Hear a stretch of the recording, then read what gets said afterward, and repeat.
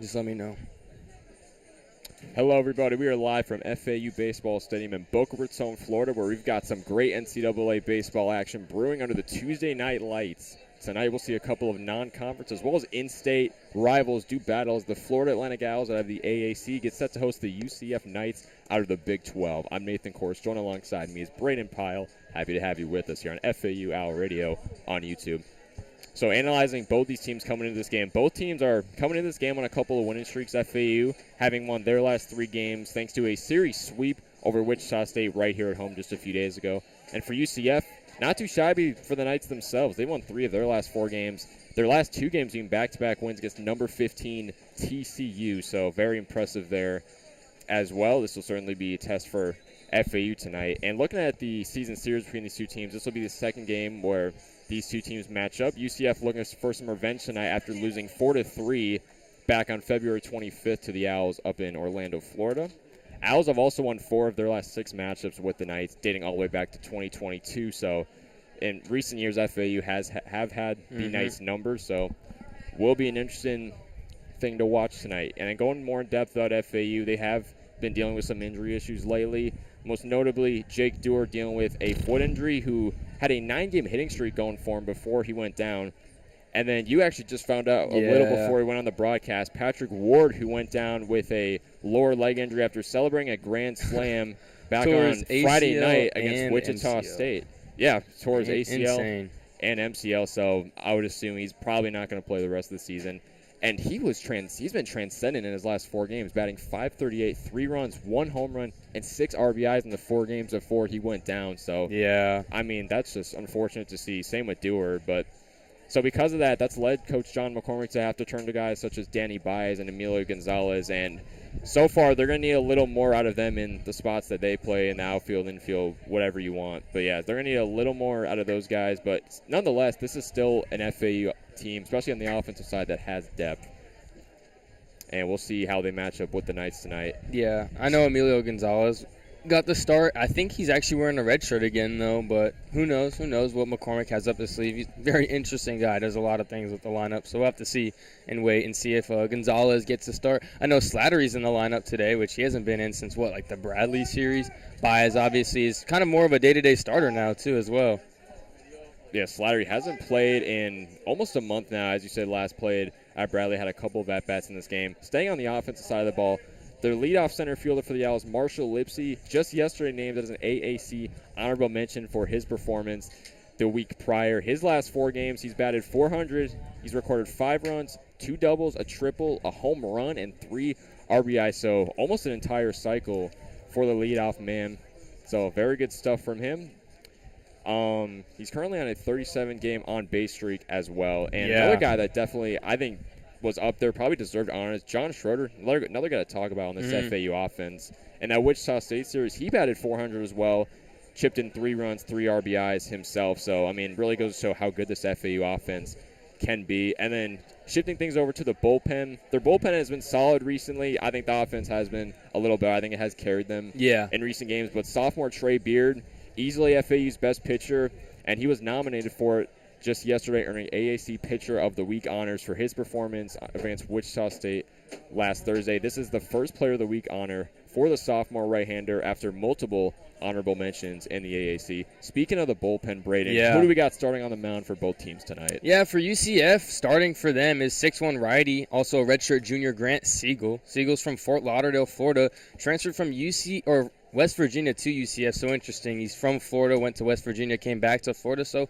interesting pipeline there. Siegel, through 31 innings pitched on the year, has a 4.36 ERA, a 1.29 WHIP, allowing 21 runs, 15 of which are earned on 28 hits, allowing 12 walks and striking out 25. This is Siegel's 8th start of the year so far. He has a 3-2 record, and in his last game, he got the win, tossing a really strong 6 innings, allowing 1 run on 3 hits, also allowing a walk and having 3 Ks on the day as well. So he's kind of coming into this game on a little bit of a heater. Can't be said for FAU starter Dylan O'Born, who's really, struggled the start of his collegiate career, but really not his fault. The righty stands at 6'3", 210. He's just had a less than ideal collegiate career so far, dragged down by injuries. came to Boca Raton with high hopes as a true freshman. He was listed as preseason Conference USA Freshman of the Year. Obviously, FAU transferred into the American Conference. They were in the CUSA before. Oborn missed the first month of the 2023 freshman campaign with an injury, then struggled to make his way back. In 2024, had 3 scoreless relief appearances, and then he had a season-ending injury on February 28th of 2024. So far this year, only appeared in 1 game, which was against Miami exactly a week ago from today, and he threw only a third of an inning, allowing a run via a walk. So it's been a long journey for Oborn, to say the least, facing adversity every step of the way. But tonight is a chance to turn everything around, getting his first start in over a year, and I guess we'll have to see how that plays out for him. We will definitely see how things go for tonight for him on the mound. Just his second appearance so far this season, and the FAU bullpen will have to be on their A game, especially tonight, for what we will see in a little bit here, how dynamic and deep this UCF offense can really be. Well, we're going to take a break, but when we return, it's the starting lineups in the first pitch between Florida Atlantic and UCF from Boca Raton, so don't go anywhere. This is Florida Atlantic Baseball on FAU Owl Radio on YouTube.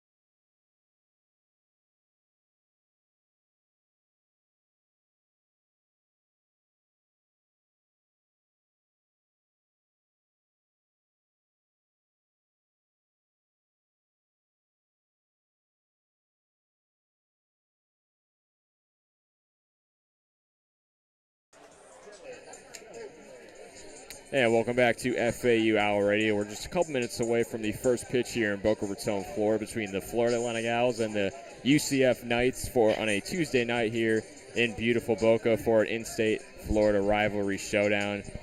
And Brayden, what are the starting lineups for tonight's game? We got some good lineups in here. Starting off with the Knights. They're leading things off with the bats. Batting first, playing center field, number 27, Diamez Ross. The lefty, batting .339 on the year. Batting second, playing shortstop, number 13, Antonio Jimenez. Batting third, playing right field, number 11, Andrew Williamson. Batting fourth and DHing today, Andrew Sundin. Batting fifth, playing first base, Lex Bodecker. Almost messed up there. Batting sixth, playing left field, Chase Cruson, number 10. Batting seventh, playing third base, number 1, Kendry Maduro. Batting eighth, playing second base, a former Brayden. Okay, I like that. Number 7, Brayden Calise. And batting ninth, rounding things off for the UCF Golden Knights, number 28, Dylan King, who's catching today's game. And pitching, obviously, for UCF, we went over pregame, number 48, Grant Siegel. You want to do the field, or should I take that as well? I'll let you do that. I'll do that. Unless you want to Okay. go over No. FAU first. I got it. For FAU in the field, pitching today's game, his first start on the year, second appearance, Dylan O'Born. Catching O'Born is Aiden Garcia. Infield from third to first, playing third base is number 9, Nick Romano. Playing shortstop, of course, Brando LaRue. Playing second base, John Martinez, number 21. And playing first base is the switch-hitting Jake Millen. The outfield from left to right, left field, John Schroeder, number 10. In center field, the leadoff hitter, of course, for the Owls, number 24, Marshall Lipsy. And rounding out the infield and outfield, the defensive lineup for FAU in right field, Danny Baez. He's been in a couple of these games. Obviously, injuries to Dewar and Ward. He's found a slot for himself in this lineup. And a very good crowd on hand tonight in Boca Raton as we get set to begin things off here in Boca Raton. Oh, wow. Amber Alert, kidnapped child, Dade County. That's crazy. Keep the lookout, everybody. So here we go. Center fielder Diamez Ross, the left-handed batter, steps up into the box for the UCF Knights. Oh, I love this crowd. I'm loving this crowd. We got some fans shouting overrated to Diamez Ross. Here's the first pitch from O'Born. That one misses upstairs for ball number 1. First pitch strikes are a big part of the game, so missed there. 1-0, still early in the count, though. Attack the zone here on the leadoff hitter. Nobody on, no outs. O'Born, 1 ball, no strikes. Next pitch, misses upstairs again for ball number 2. Basically the same spot as his first pitch as well, so. So 2 balls, no strikes on Diamez Ross. O'Born kicks and deals. There we go. That one finds this middle of the zone for strike number 1. Good off speed there. I think it was a changeup, dropped outside part of the plate. He's got to attack the hitters early, especially. They don't have a lot of film on O'Born either. O'Born deals on the 2-1. That one swung off, foul tipped over the first base line. We'll go at a 2-2 on Diamez Ross. O'Born with this crowd, I mean, there's not a better setting for him. After all he's gone through, I mean, this is really like a big moment for him, and I'm sure he's going to shine through. So 2 balls, 2 strikes on Ross. O'Born sets, deals. This one swung on, fly ball to left field. And John Schroeder makes the catch in the outfield for out number 1 to retire the center fielder, Diamez Ross. Good job there by O'Born, just staying locked in. Went down 2-0 on the count. Then he threw 3 consecutive strikes and got Ross to fly out to left field. Easy can of corn for Schroeder as well. Didn't have to move much. So that'll bring up the shortstop, Antonio Jimenez, wearing number 13 for the Knights, the right-handed batter. So nobody on, 1 out away early from FAU. UCF has some hitters. They got plenty of guys hitting over 300 in this lineup. O'Born, first pitch to Jimenez. Oof. Misses the zone for ball 1. Kind of down low. Yeah, just missed it with that slider. But, I mean, Jimenez is one of them. 326 on the year, a 407 on base as well. O'Born on the 1-0. That one misses up high for ball number 2. Good plate discipline from Jimenez in this at-bat so far. Yeah, starting him off with back-to-back breaking balls. Couldn't find a zone on that slider. The 2-0 to Jimenez. Swung on, chopped to the shortstop. LaRue, throw to first base. Oh! Made it! It's close play. Throw not in time.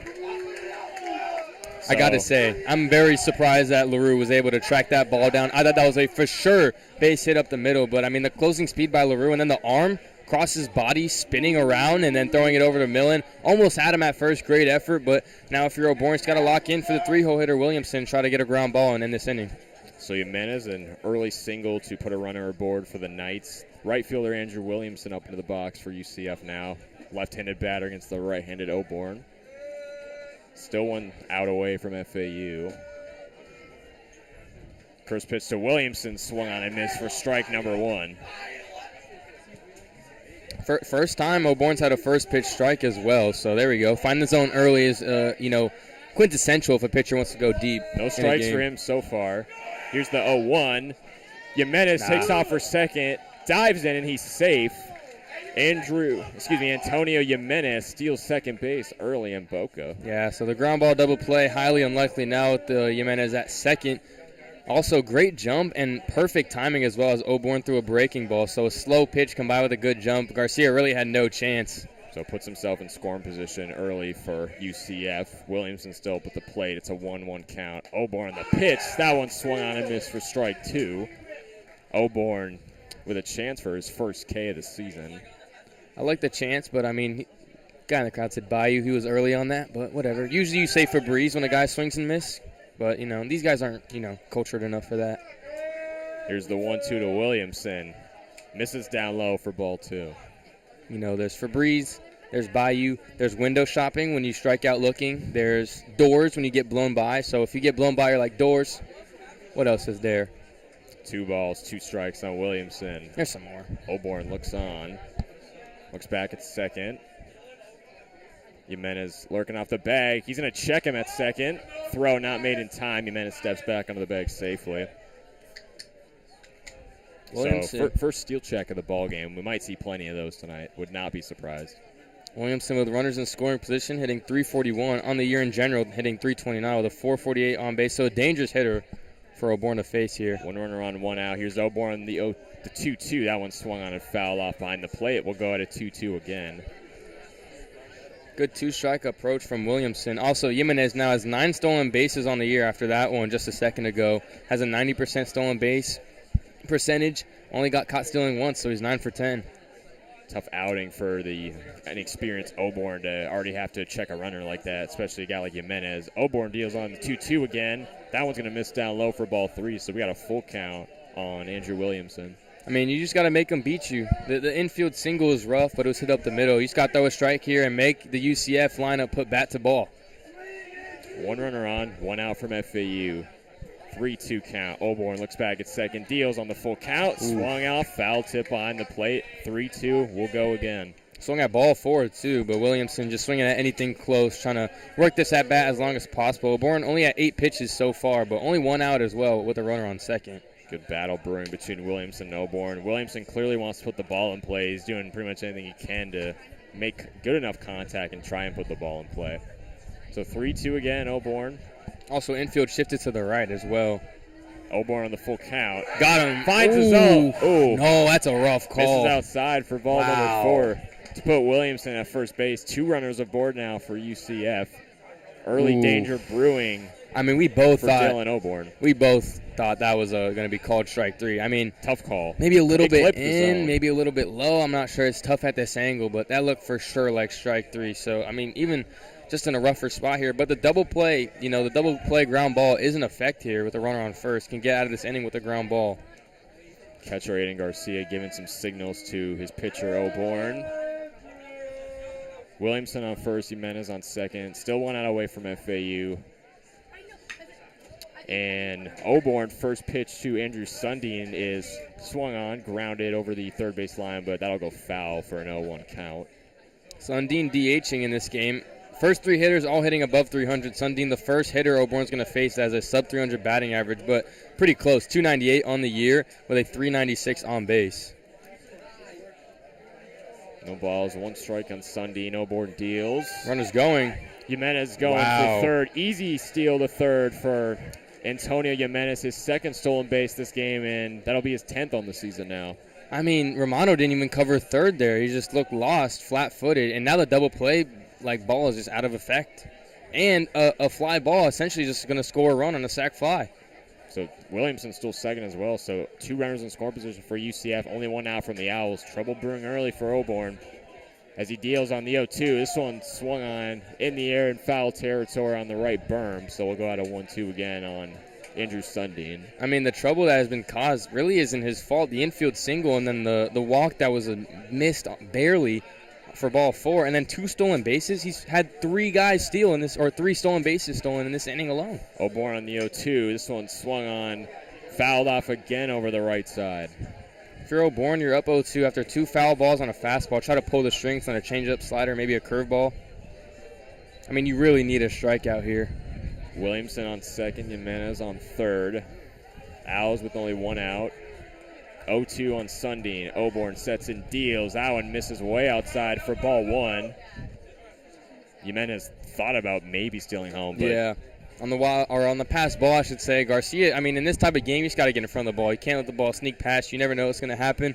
Oborn, listen to me, though. Threw a breaking ball, just, Sundin not buying it. Didn't want any part of that. Good 2-strike approach from these Knights so far. So 1 ball, 2 strike on Sundin. Oborn looks at third, deals on the 1-2. Someone swung on, grounded, but fouled over the third base line. Sundin's kind of all over Oborn, though. I mean, every time he swung, he's made contact. Hasn't put the ball in play, but it's really not looking good for Oborn here, especially with 2 runners in scoring position. Things could get ugly here in the top of the first. Already, these UCF batters are absolutely battling early on. They want to put the ball in play, especially you got 2 runners in scoring position. Very good chance to. 1-2 again. Oborn to Sundin. Swung on. Ball's in the air. Deep left field. Schroeder back to get it, but it drops over his head. Here comes Jimenez coming home and Williamson coming home for UCF. So it's an early 2-0 Knights lead in enemy territory in Boca Raton. Can't say I didn't see that one coming. I mean, I said he was all over Oborn that at bat. It was bound to keep one fair. Ropes a double past the left fielder Schroeder. That scores 2. And now another runner in scoring position as Sundin's on second with Bodecker, who's hitting .329 at the plate. So Andrew Sundin, an RBI double early against FAU. It's a 2-0 early Knights lead. And that'll bring up the first baseman Lex Bodecker against the righty Oborn. 1 runner still on Sundin, lurking off the bag at second. Still only 1 out away from FAU. Oborn first deal to Bodecker. Misses the zone for ball 1. I mean, Oborn on the year just still struggling now. After those 2 runs, has a 40.5 ERA. A little bit questionable why McCormick would trot him on the mound for this one. I mean, Kilby's a guy that he started midweek. Oborn on the 1-0. Abizia as well. That one misses upstairs for ball number 2. Check swing there, though, from Bodecker. Thought about it. I'm just I'm interested in the thought process with McCormick. This guy has only pitched a third of an inning all year, and you're trotting him out here for a big out-of-conference game against an in-state rival. Wouldn't you want to go with a more, experienced in-season guy, like some guy that's got more innings? Oborn, 2-0 count, deals, misses the zone again, and it's 3 balls, no strikes on Bodecker. I mean, I'm kind of calling the play-by-play outside the play right here. Oborn looks back at second, deals on the 3-0. That one finds the zone for strike number 1. Check swing there from Bodecker. That's the automatic, but, I mean, you really got to find the zone earlier. Now down 3-1, Bodecker, hitter's count, he's going to be having a big swing right here. If he gets a pitch to hit, it might go a long ways. 1 runner on, 1 out from FAU. The 3-1 from Oborn. Wow. Swung on and missed for strike number 2. Dylan Oborn starting to find the zone now. We'll see if he can build some consistency here and not let things get any more out of hand. Yeah, you knew Bodecker was swinging. Oborn obviously knew that as well, pulled the strings on the great slider, but now 3-2, need another strike. Oborn deals on the 3-2. That one misses down low for ball number 4. That'll put Lex Bodecker at first base. Sundin still at second, so 2 runners aboard again for UCF, and still only 1 gone from the Owls. I mean, I hate to say I told you so, but I'm lying because I actually love to say I told you so. Pregame, I was questioning, we went into Oborn's history. He's dealt with injuries. He's only pitched a third of an inning this year, which was literally exactly a week ago against Miami, and now you're going to trot him out here against one of the best lineups that you're ever going to face all year. I mean, there's only 4 guys that are batting sub 300 in this lineup. And now Sundin is batting above 300. So there's only 3 guys batting below 300 in this UCF lineup, and those guys are hitting 267, 282, and 275. So no one in this UCF lineup is an easy out, and yet you're going to bring in a guy who hasn't pitched well and hasn't pitched really at all season long. I don't know. This John McCormick guy is really getting on my nerves, and I've known him for a minute now. And meanwhile, the catcher Aiden Garcia and FAU's pitching coach, Jordan Tabachman, had a little meeting at the mound with Dylan Oborn. Calm him down a little bit. Garcia giving some signals to his starting pitcher. It's just rough. It's rough. I mean, it's also an unfortunate spot for Oborn, you know. We want a more ideal start to your season, really. Just hasn't been that. So 2 runners aboard, 1 out from FAU. And here comes Chase Cruz in the left fielder as he takes ball number 1. He's also just not finding the zone early enough in the count. The UCF hitters are way too comfortable. You know, he needs to make them more uncomfortable and get them to swing at pitches they don't want to swing at. The 1-0 from Oborn. That one swung on and missed for strike number 1. You know, you just got to make them swing. You can't let them keep the bat on their shoulders and then wait till it's a 3-1 count where they can easily just, pop one over the fence. Because you know they're going to be swinging big now when they're up in the count every time. Cruson, 6'2", 205 sophomore from Bridgeville, Pennsylvania. Oborn deals on the 1-1. That one swung on and missed for strike number 2, so he's making Chase Cruson swing early in the count. I mean, a ground ball here would just be a blessing from the heavens to get out of this inning to turn 2. Could have a potential double play here. Oborn on the 1-2. Swung on and go. missed for strike number 3. First strikeout of the season for the starting pitcher, Dylan Oborn, and that puts 2 away here in the top half of the first for FAU as Oborn tries to get out of the jam. Yeah, you just got to stop the bleeding here, get this final out. I mean, good pitch sequencing there. Start off with a ball, but then through 3 consecutive strikes, which were all swung on. So there you go. I mean, maybe Oborn can start, catching a groove, maybe give the Owls some length. I don't see him going past the second inning unless it's a quick second inning, but who knows? We'll see. So now will be the third baseman, Kendry Maduro, the right-handed batter up into the box for UCF. First pitch from Oborn takes the ball up high, 1-0 count. Almost hit Maduro. Know how to lift the shoulders a little bit, dodge that one. So you got Lex Bodecker lurking off at first. You got Andrew Sundin at second. As Oborn looks back, deals on the 1-0. This one swung on, grounded, but chopped just over the third base line and in foul territory. I mean, Oborn has not had a single batter where he's been ahead in the count. He's thrown a first pitch ball every single batter, and it's like, come on. At a certain point, first pitch, just throw it down the middle. 1 ball, 1 strike on Maduro. Oborn, the righty, looks back at second. Wheels and deals. Finds the zone for strike number 2. So 1 strike away from getting out of the top half of the first for Dylan Oborn with 1 strikeout so far in this game. There's the fastball I was talking about. Just throw it down the pipe, see if Maduro could hit it, and he couldn't. Just looked at it. Here's the 1-2 from Oborn. That one misses up high for ball number 2. Yeah. Typical 2-strike high fastball, try to get him to chase. But now you got to lock in here, find the zone, try to get out of this inning. So it's 2 runners aboard for UCF, 2 outs away from FAU. 2-2 count on Maduro. Oborn looking back, sets and deals. Misses down low in the dirt for ball number 3, so a full count on Kendry Maduro. It's the second time Oborn's been in a full count this inning.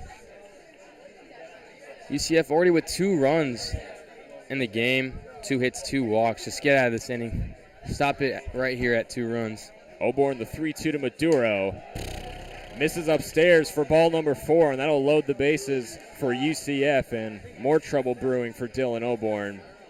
Yeah, I mean, now McCormick's walking out.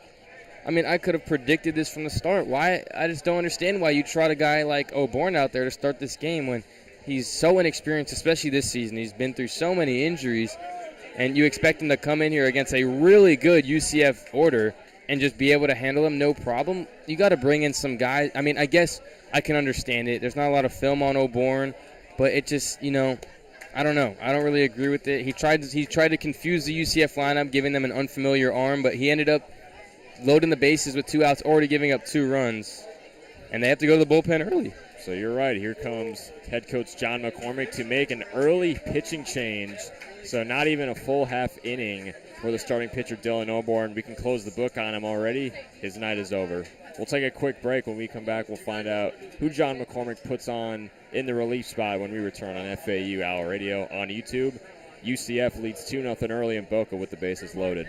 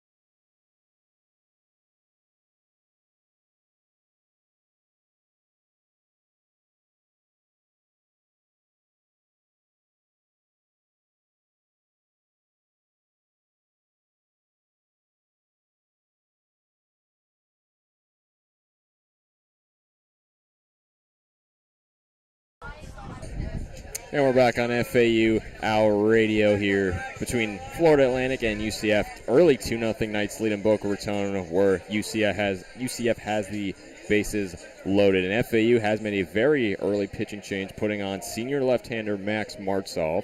This will be his 22nd appearance. He has a 4-2 record on the season. Briefly pitched in Saturday's one against Wichita State. Hasn't pitched a full inning since their game on April 1st against FGCU, though. Yeah, not a lot of the relief pitchers have, because McCormick takes him out any chance he can. And the first pitch is swung on. Pop up into the infield, but it drops into the gap. Here comes Sundin coming home. Bodecker coming home as well. Maduro gets all the way to third. And that is an RBI triple for Brayden Calise, the second baseman. And triple. Single.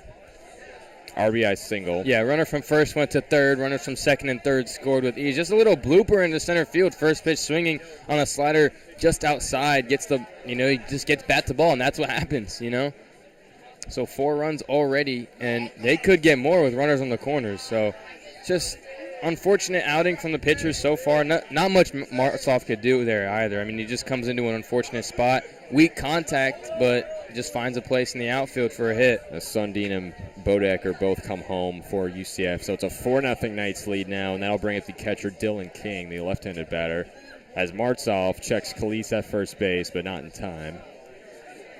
I mean, the runs aren't earned for Martzoff, but they still go on the scoreboard nonetheless.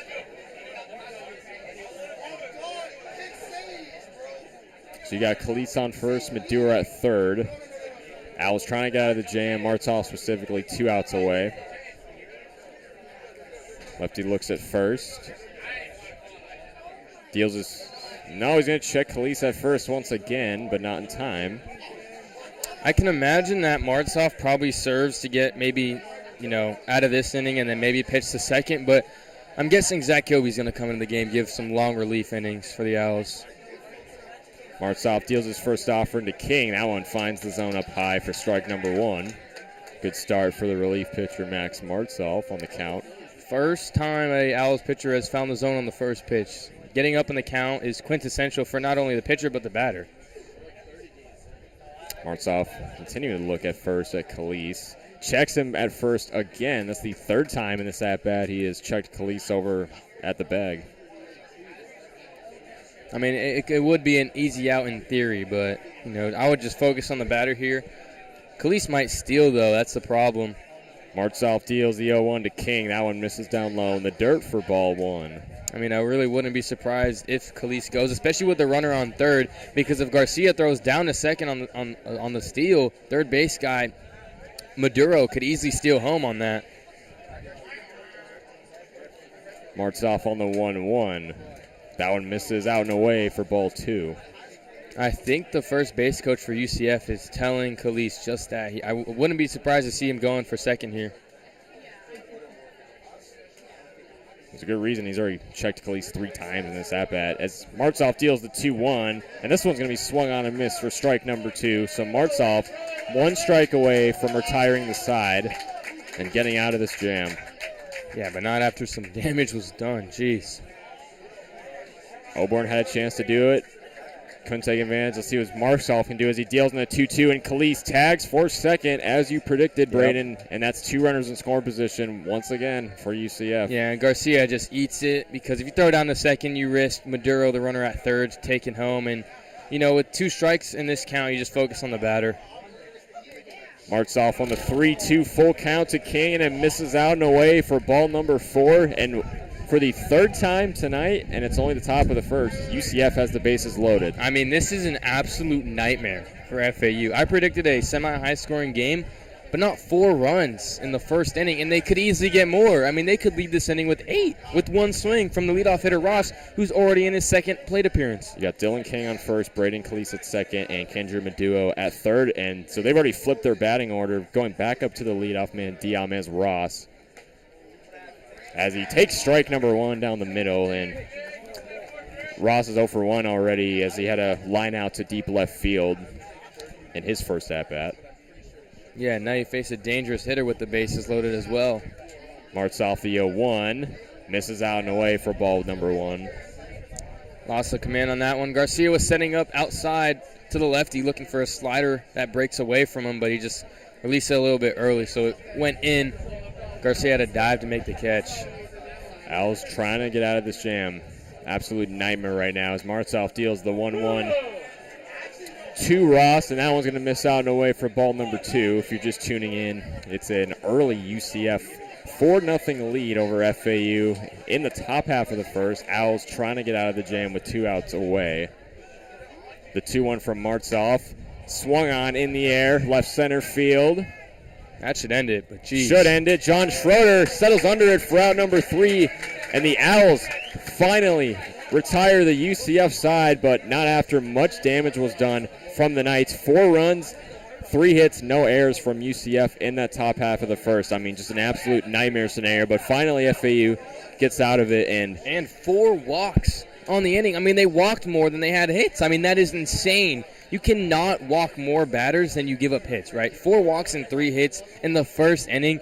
I mean, John McCormick, I'm going to have some words with him after this game, for sure. Obviously, Dylan Oborn got the start. Trouble brewed for him early on. John McCormick made the change to Martzoff. Owls finally get out of the inning. And it'll be Marshall Lipsy, John Martinez, and John Schroeder do it for the Owls when we return on FAU Owl Radio on YouTube.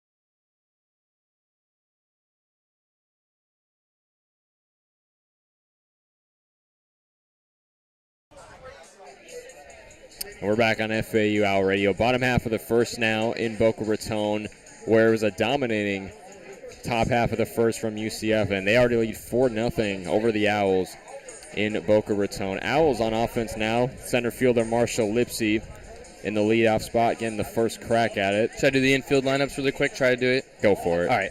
Pitching is Grant Siegel. Catching is King. Third base is Maduro. Shortstop Jimenez. Second base Khalees. First base Bodecker. Left field Cruzen. Center field Ross. And right field Williamson. How is that?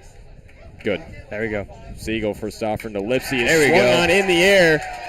to I like right it, though. center field, but caught by Andrew Williamson out in deep right for out number 1 to retire Lipsy right off the first pitch. And Yeah. Marshall Lipsy's a guy that likes to swing early in the count, so not too surprising. I love it, though. I like, telling the pitcher, like, hey, I'll swing first pitch. Don't think you have an easy strike. Just unfortunate, finds the glove. Didn't make solid contact. Obviously, the crowd thought it was going far. I kind of knew off the bat it wasn't going anywhere, but, it just tells the opposing pitcher, like, we're ready to hit. Even though we're down this game, don't think you have it easy. So the second baseman, John Martinez, in the lick now. Oh, he wow. swings on the first pitch as well. And this one's out to left center field.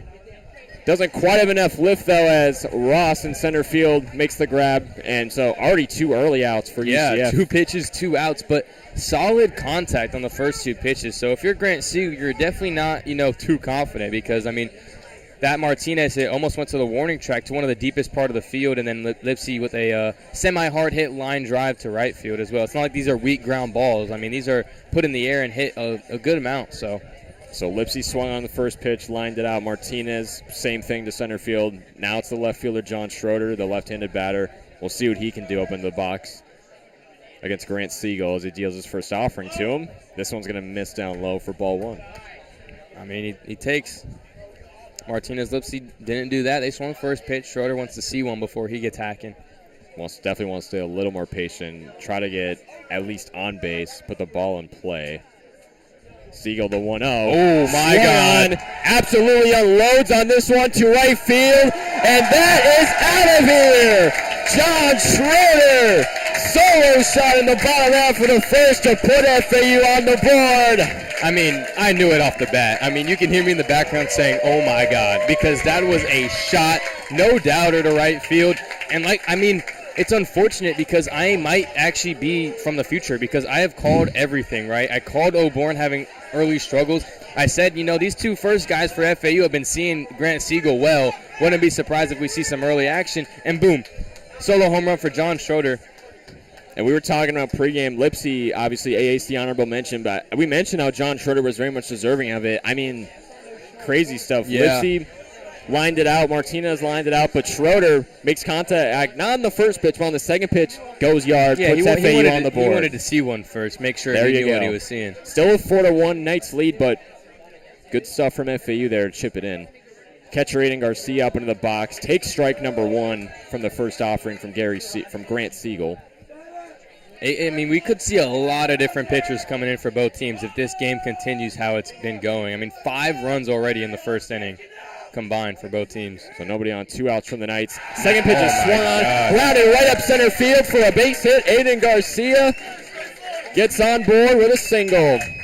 I don't think I said this on the air, but I also said we were going to see a pretty high-scoring game, in my opinion. Not nearly as high as this. I said 7-5 final score. We're already at that tally already. The Knights are already 80% of that total. Jeez, who knows? So Schroeder goes yard. Garcia, base hit single right there. So bats are starting to make noise for FAU. Yeah. Even if they're, not putting the ball in play, they're swinging no matter what. And now the third baseman, Nick Romano, steps into the box. Left-handed batter against the righty, Grant Siegel. Siegel first offering to Romano. Misses up high for ball 1.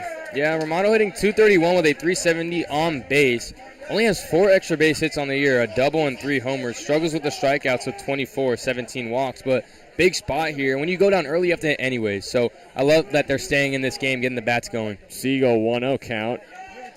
That one misses upstairs again, so we'll go 2 balls, no strikes on Nick Romano. Sometimes when teams go down, they're just out of the game completely mentally, but you had to hit anyways. 4 runs shouldn't be enough to beat you anyways, so you got to hit no matter what, and I love that FAU is showing this fight early. Owls trying to dig themselves out of this 3-lead hole. The 2-0 to Romano finds the zone for strike 1. I don't mind the take there. You're still in a hitter's count. Could see a big swing from Romano with these next 2 pitches, up 2-1 in the count. Runner on first. You can make this a very interesting ball game with 1 swing of the bat. Siegel looks back, deals the 2-1. That one looked on. Finds the zone for strike number 2. Another strike take there for Nick Romano, 2 in a row there. And the crowd's letting home plate umpire Brandon Henson hear it. It's a controversial call. We've seen a couple of those so far. That one looked to ride Romano a little bit in, but home plate umpire Brandon Henson disagrees. 2 balls, 2 strikes. Siegel deals.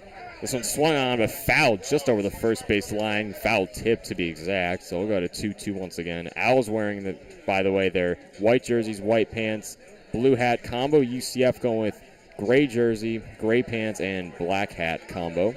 Wish FAU got some better jerseys. I know softball has the baby blues. They have some cool jerseys. FAU just looks so outdated. Siegel deals on a 2-2 again. This one swung on, fouled over the third base line onto the net. So nice little battle between Nick Romano and Grant Siegel. Good fight from Romano, fouling off back-to-back pitches. Siegel got the first two batters out in 2 pitches. Now, he's not struggling necessarily, but, facing a little bit more fight from these 3, 4, 5-hole hitters for FAU. 1 runner on, 2 outs from the night. Siegel steals on the 2-2. The song swung on. What a play. Gets a bounce right to the glove of Bodecker for the third and final out of the bottom half of the first. But FAU does get on the board with a run off of a John Schroeder solo shot just a little bit ago. But it's still a 4-1 UCF lead here in Boca Raton. We'll go to the top half of the second with Jimenez, Williamson, and Sundin due up for the Knights when we return on FAU Owl Radio. On YouTube, Knights lead 4-1 against the Owls.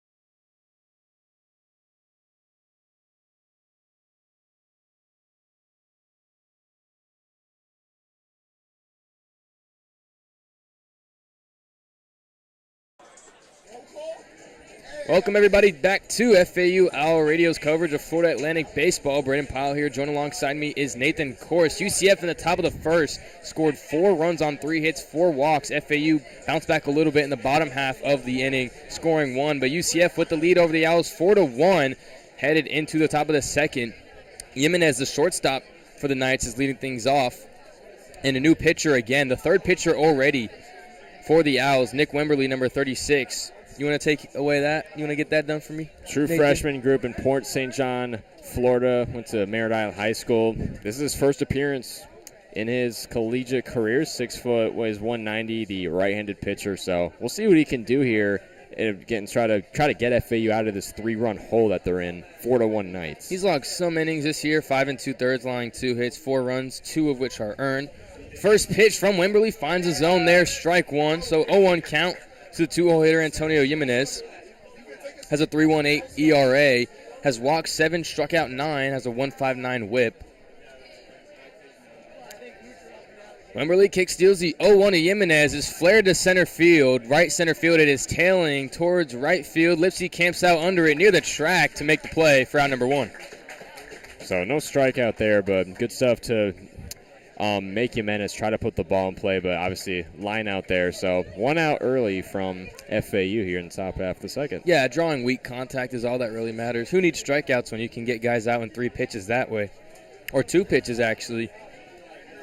Next up for the Knights, the 3-hole hitter Andrew Williamson. Walked in the first inning, came around to score as well. First pitch from Wemberly, fastball on the outside part of the plate, called strike 1. 0-1 count. 1 out here in Boca Raton. Knights lead 4-1 over the Owls. And Wemberly looking to give FAU some length. They used 2 pitchers in the first inning. 0-1, big swing and a miss from Williamson for strike 2. Wemberly looking for his double-digit strikeout on the season. He's at 9, looking for number 10 on the year. Romano shifting over to the right. A big shift for the lefty Williamson. 3 guys on the right side of second base. second baseman Martinez playing in the outfield. 0-2, Wimberly kicks, fires just outside for ball one. Good take there from Williamson, trying to extend this at bat and bat all the way back. I like Wimberly's confidence so far. He's finding the zone fairly consistently, trying to prevent FAU from getting into a hole. Already one out away, so pretty good spot here for him. 1-2, Wimberly kicks, fires, hit sharply to the shortstop LaRue, shifted to the left, fires over to first for Millen for out number 2. So, I mean, right place, right time there for LaRue as the entire infield was shifted to the right. The lone guy on the left side of second base, LaRue, and it just hit right to him. Yeah, it's unfortunate. Wimberly's got his work cut out for him so far. Forced a line out to right center and then a ground out at first base. So already 2 outs from the Owls. So Wimberly doesn't have to do too much here, but I think this at-bat against Sundin, I think he should focus on trying to really attack him and just retire the side here. He's thrown back-to-back plate appearances. He's thrown first pitch strikes, so I want him to continue that here. Unfortunate there from Williamson. Hit it hard just to the only fielder in the area. First pitch from Wimberly, fastball for strike number 1. Right down the middle. See, Wimberly is a guy you wanted to start this game if you're FAU. He's pounding the zone, making the UCF guys hit his stuff, and they haven't been able to do it so far through 2 batters. 4-0 hitter Sundin up to the plate now.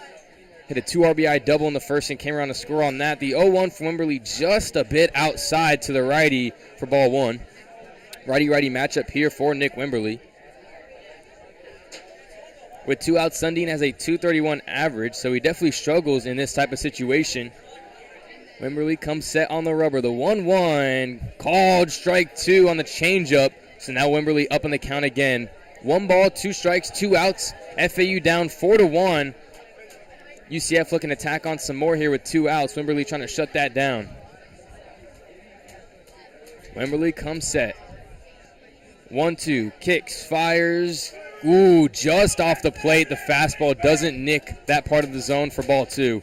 Don't know if I agree with that call. As you said, just clipped the zone a little bit, but obviously the home plate umpire saw it shift to the right a little bit. That's why he called the ball. I think it might have been called a little bit low. 2-2 count, 2 balls, 2 strikes, 2 outs. In the top of the second, ooh, just hit straight back from Sundin as he's trying to battle back here with 2 strikes. It's a fastball. He got beat by it, but somehow got the bat to it. So we'll stay at 2-2 and do it again. Won't be surprised if Wimberly tries to make him chase something outside of the zone here. Something off speed for sure. I wouldn't mind an off-speed pitch here, but he hasn't been able to catch up to the fastball. Wimberly kick steals the 2-2. Breaking ball, foul tip straight back to Garcia. Does not catch it, so it's just a foul ball, and we'll stay at 2-2 and do it once again.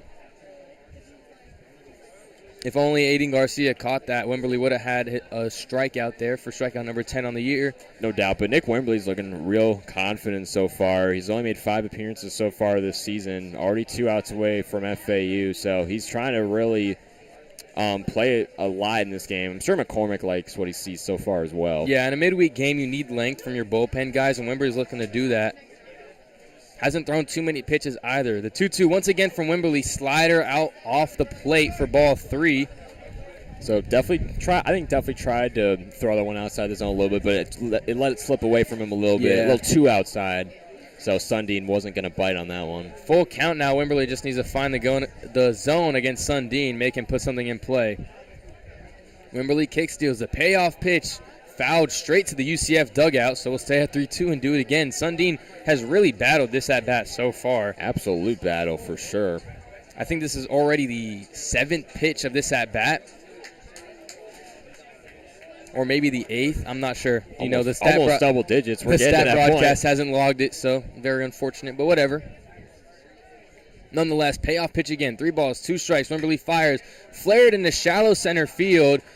Lipsy dragging in on it. Camps out under it. 4, out number 3. So a quick top of the second after a nightmare top of the first. Wimberly gives the Owls some hope, and the FAU bats are coming to the plate. 6, 7, and 8. Millen, Baez, and Slattery due up for FAU here on FAU Owl Radio on YouTube.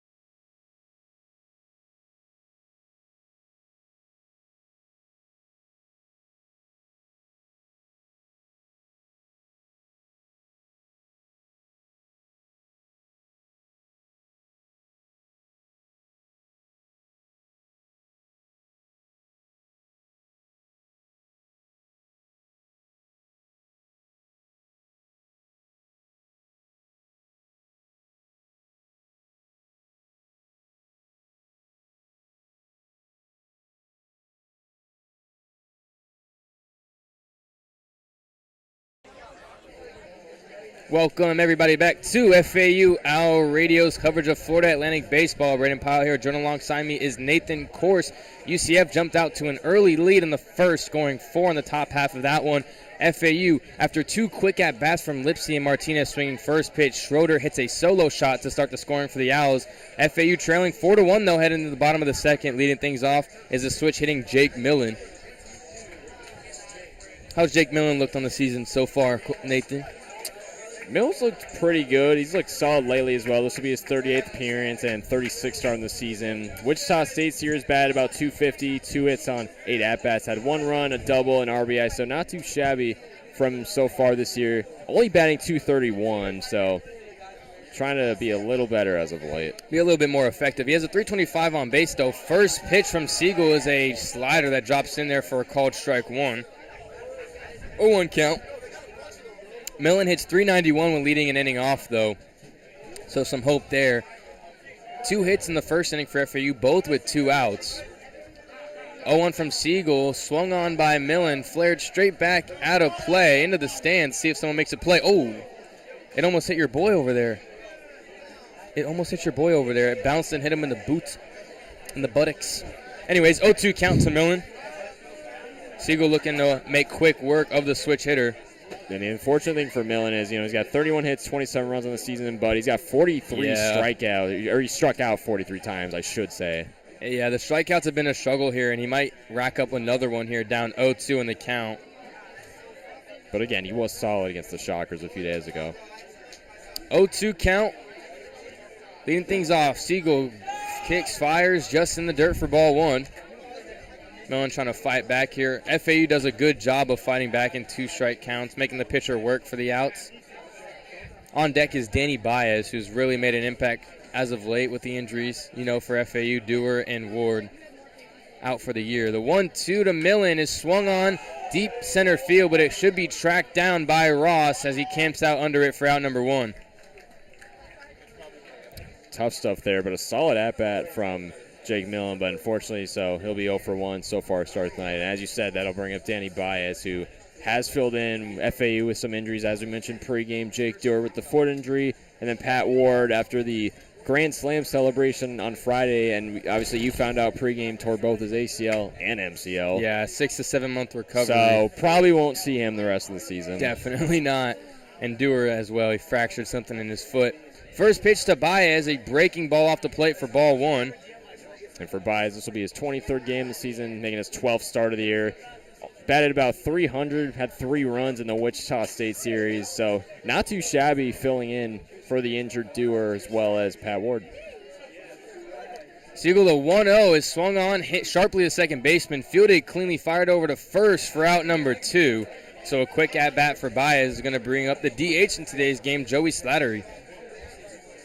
And unfortunately, swinging quick in the count and being lined out or grounded out, whatever it may be, can definitely kill a little bit of momentum, and that's what just happened with Danny Baez. But yeah, now you get Joey Slattery, who's only played 5 games so far this season. This will be his 6th appearance, only his 3rd start. Last played on March 16th against Bradley, where he had a run, a hit, and an RBI in 3 total at-bats. Yeah, but FAU's 2 hits on the game came with 2 outs, so maybe a little bit of a 2-out rally here in the bottom half of the second. Big swing and a miss, first pitch for Slattery.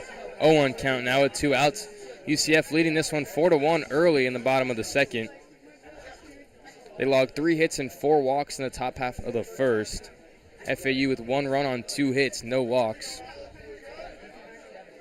0-1 from Siegel. Kicks, fires to Slattery. Another swing and a miss, so 0-2. Slattery trying to work back in this count. Siegel trying to retire 1-2-3. The Owls in order. Yeah, this bottom half of the FAU batting order really trying to swing for the fences, much like the top half did with obviously Lipsy, Martinez, both swinging on first pitches early on. No balls, 2 strikes, 2 outs. Siegel kicks, fires. Slattery takes low in the dirt for ball 1. And, I mean, if you're FAU, you want to take advantage of the crowd, This is the biggest, attendance rate we've had all season long, so you don't want to disappoint the fans. Even with games, against Miami, who's only an hour away, it's been even better than that. Even the berms are filled up, at least on the right side. Exactly. 1-2 from Siegel to Slattery, taken low and away for ball 2. So Slattery trying to work back in this count and find himself on base. Good discipline. Certainly wants to get on base after very quick at-bats from Millen and Baez just a few minutes ago. FAU, like I said, both of their hits with 2 outs. Slattery trying to continue that trend so far in this game. 2 balls, 2 strikes, 2 outs in the bottom of the second. Siegel fires to Slattery just high for ball 3. So Slattery's worked the count all the way back. Now it is a full count, 3 balls, 2 strikes. We'll see what Slattery can do here on a little payoff pitch from Siegel. In limited action, he's hitting .364. He has 5 RBIs on 4 hits as well. So, I mean, he knows how to hit, that's for sure. See if he can work something here and get on base. 3-2 pitch. Kicks, fires a hit to first base. Fielded cleanly. Flips over the pitcher for out number 3 at first base. So that's going to do it for the bottom half of the second. 2 scoreless innings, or a scoreless top and bottom half of the second for UCF and FAU. We're still at 4-1. UCF leads head into the top of the third. UCF has 5, 6, 7 due up here on FAU Hour Radio on YouTube.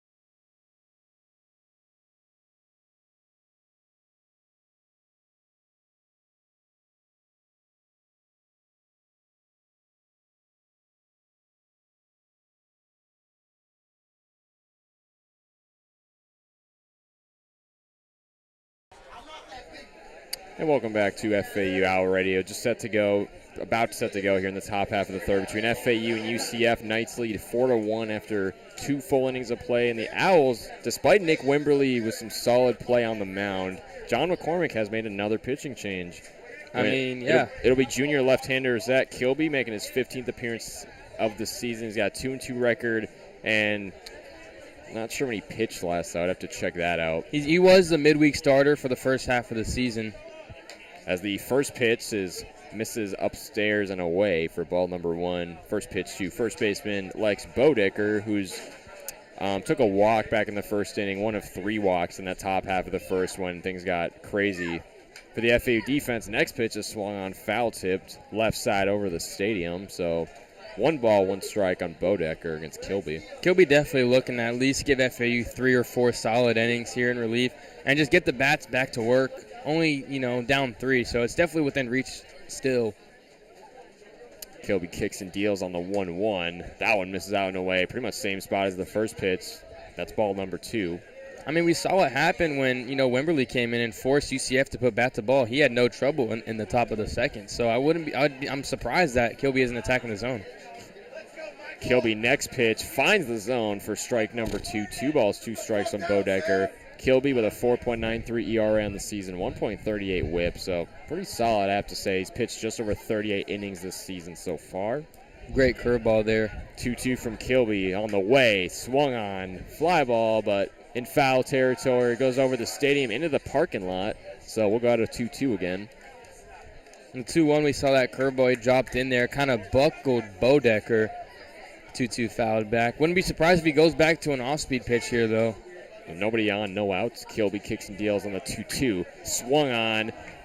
Nice little grounder, drops into the gap in right field, and that's a base hit single for Lex Bodecker to put a runner aboard for the Knights. I mean, my predictions have been on. That was another curveball that he threw, and I also predicted that Kilby would come in the game as well. But, unfortunate that some of my predictions aren't coming through. But we still have a lot of game left. So we'll see. So no outs, one runner on for the Knights. It's Bodecker lurking off the bag at first. That'll bring up the left fielder Chase Cruson. He's 0 for 1 so far in the day, struck out in his first at-bat. Got 16 extra base hits on the year, 10 doubles, 6 homers. Kilby, first offering, is bunted on. Drops right in front of Kilby, finds the glove. Great pick. Feels it to first pitch. Throw is in time for out number 1, retiring Chase Cruson. Bodecker, though, does get to second, putting him in scoring position, but Owls do get 1 out away. Great bunt from Cruson on the first pitch. Kind of took the infield of the Owls by surprise. Kilby acted on it fast enough. I mean, he threw that ball 90 miles an hour to first base, so great job by Jake Millen at first, picking that one and getting at least 1 out on that one. You couldn't get the runner at second, so at least get him at first. So not a bad start here in the top half of the third. 4-1 Knights lead. Now it's the third baseman, Kendry Maduro, the right-handed batter, against the lefty Kilby. Kilby, his first offering, misses out and away for ball 1 against Maduro. Maduro, another UCF Knight that took a walk back in the first inning. Yeah, he got stranded at third when Martzoff finally got out of that top half of the first. And the only thing keeping UCF, as Kilby deals on the 1-0, that one misses out and away for ball number 2. UCF, they have left 3 runners on base, I should say, in this game. Only thing really preventing them from their lead really getting out of hand, but still a 4-1 lead in the top half of the third. Good start for them tonight in Boca. And a runner in scoring position here early in the top of the third. Kilby is going to check Bodecker at second, but he steps back under the bag in time. Could see some more action UCF in this inning. Went scoreless in the second. Like I said, they have a runner in scoring position, and he's a speedy guy. Has 5 stolen bases on the year. 2 balls, no strikes on Maduro. Kilby looks back at second, kicks and deals. That one misses out and away for ball 3. Maduro, good chance to stay patient here and put himself at first via a walk and possibly put 2 runners on for UCF. I'm just still kind of confused why McCormick went away from Wimberley when he was pitching so well in the second. Kilby deals on the 3-0. That one finds the zone for strike number 1. I mean, I knew he was going to go to Kilby eventually, but you want as much length as you can get from your guys when O'Born couldn't even get 2 outs. And we already saw Max Martzoff with his stint in this game. Usually when things are going well, we don't see him until, the 7th or 8th inning, but we saw him in the top half of the first. Kilby kicks and deals on the 3-1. This one, they're going to say it's fouled over the third base line. But we got a full 3-2 now on Kendry Maduro. Let's see if Kilby can put a second out away in the top half of the third for FAU. 2 of UCF's 4 hits have been with runners in scoring position, so they've done a good job taking advantage of the opportunity FAU has given them. Full 3-2. Kilby looks back at second, sets, deals, misses up high for ball number 4, walking Kendry Maduro to first base, so 2 runners aboard now for the Knights. Yeah, I mean, hindsight's 20/20, but at least you can, there's a double play ball that could, end this inning right here for Kilby, facing the righty Khalees. Definitely. So, yeah, the second baseman, Brayden Khalees, right-handed batter up into the box for UCF. 1 for 1 so far in the day. Had an RBI single back in the first inning, bringing 2 runners home. 1 out away from FAU. Kilby looking back at second. Kicks and deals to Khalees. This one swung on in the air. Left center, going back. Lipsy calls it. But pretty shallow there as Lipsy settles under it for out number 2. I mean, you see what happens when you force UCF to, swing the bat. I mean, obviously to lead off the inning, Bodecker got on base. But, just stick with it. They're not going to go 100% with the bats. You got to make them beat you. You can't walk as many batters as FAU has so far this game. That'll bring up the catcher, Dylan King. who was walked back in the first inning. I mean, 5 walks, and we haven't even gone through 3 innings. That's really bad. 5 walks. 2 of them were from Maduro. King with 1, Bodecker with 1, Williamson with 1 as well. 2 gone from FAU. Here's Kilby, the first pitch to King. Great finds the curveball. zone for strike number 1 on the curveball. First pitch curveball finds the zone. I mean, interesting pitch selection to the lefty, but I like it. So 2 outs from FAU. 2 runners aboard, though, for UCF. Maduro at first, Bodecker at second. Kilby looking back at second. Checks Bodecker at second. Throw not quite in time. Slides back in just in time. Behind the back tag from LaRue there, too. Would have been a marvelous play for out number 3 had it been in time. Kilby, the lefty, back on the dish. Here's the 0-1 to King. Great pitch. Looked on, finds the zone for strike number 2. Zach Kilby 1 strike away from retiring the side. Are you familiar with Picasso? Because that pitch was painted. Great pitch there from Kilby, now up on the count 0-2. Looking to get out of this one. No balls, 2 strikes on King. Kilby deals. That one misses up high for ball 1. King just thought about swinging at it. Yeah, he thought about it, but he's like, he reeled it in. He reeled it in. Although it wasn't quite a check swing, but I feel like you could tell, like, he thought about it for sure. Yeah. 2 strikes, you got to swing at anything close. Still got to be aggressive. Here's the 1-2 to King. Another check swing there, but misses outside for ball 2. So 2 balls, 2 strikes on Dylan King. Yeah, with 2 strikes, you almost have to have a swing mindset, and it's more like a yes, no if you're going to take. You got to have that yes swing mindset with 2 strikes, and it's working. 2-2 count now. He'll be back on the slab, deals on the 2-2.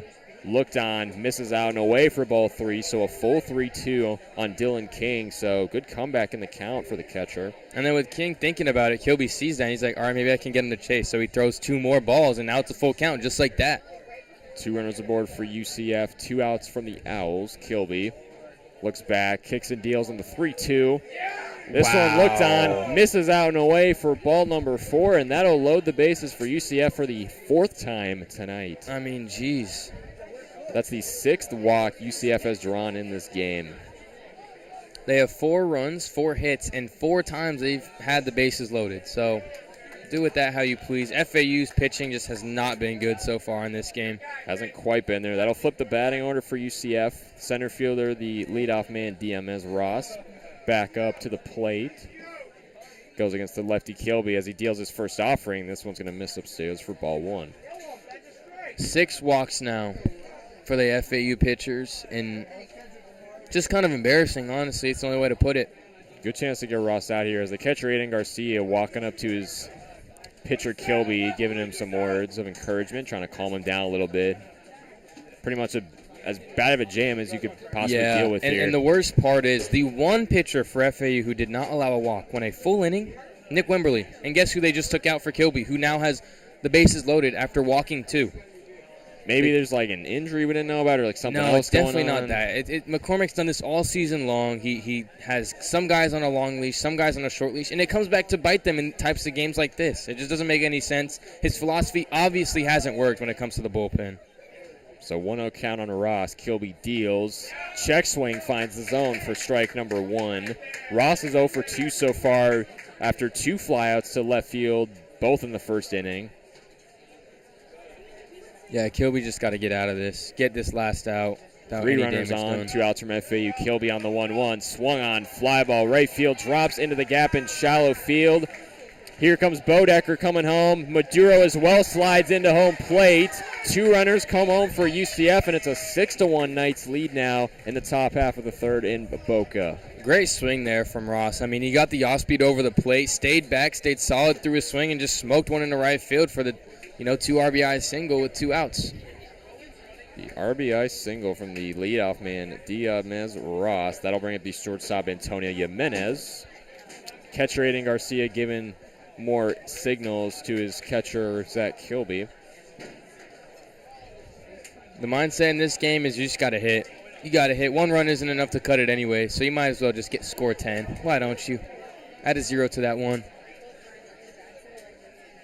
So Jimenez now into the box. Right-handed batter against the lefty Kilby. First offering, check swing, finds the zone for strike 1.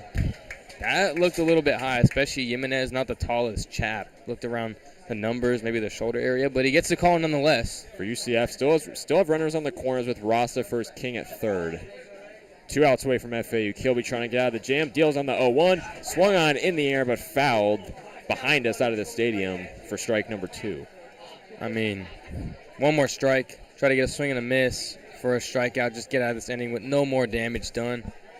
UCF already up 6-1. Maybe something off speed from Kilby, trying to make Jimenez chase for strike number 3 and retire. I like that idea. Kilby looks back, kicks and deals on the 0-2, misses upstairs for ball 1. No, we're just going to throw a fastball head level and hope that their 2-0 hitter who's hitting 329 with a 408 on base swings at it, right? Because it's a great philosophy because he's definitely going to swing at it. No, he's not. Might have to be something that try to clips the corner, but it has to be a controversial call. The 1-2 to Jimenez, a swung on foul tip over the stadium once more. So we'll go out of 1-2 again on Jimenez. Maybe now he'll try to pull the strings. The curveball's been working for him. I mean, outside of that 2 RBI single from Ross, the curveball's really done him justice. 1-2 count. Kilby kicks and deals again. That one misses out and away in the dirt for ball 2.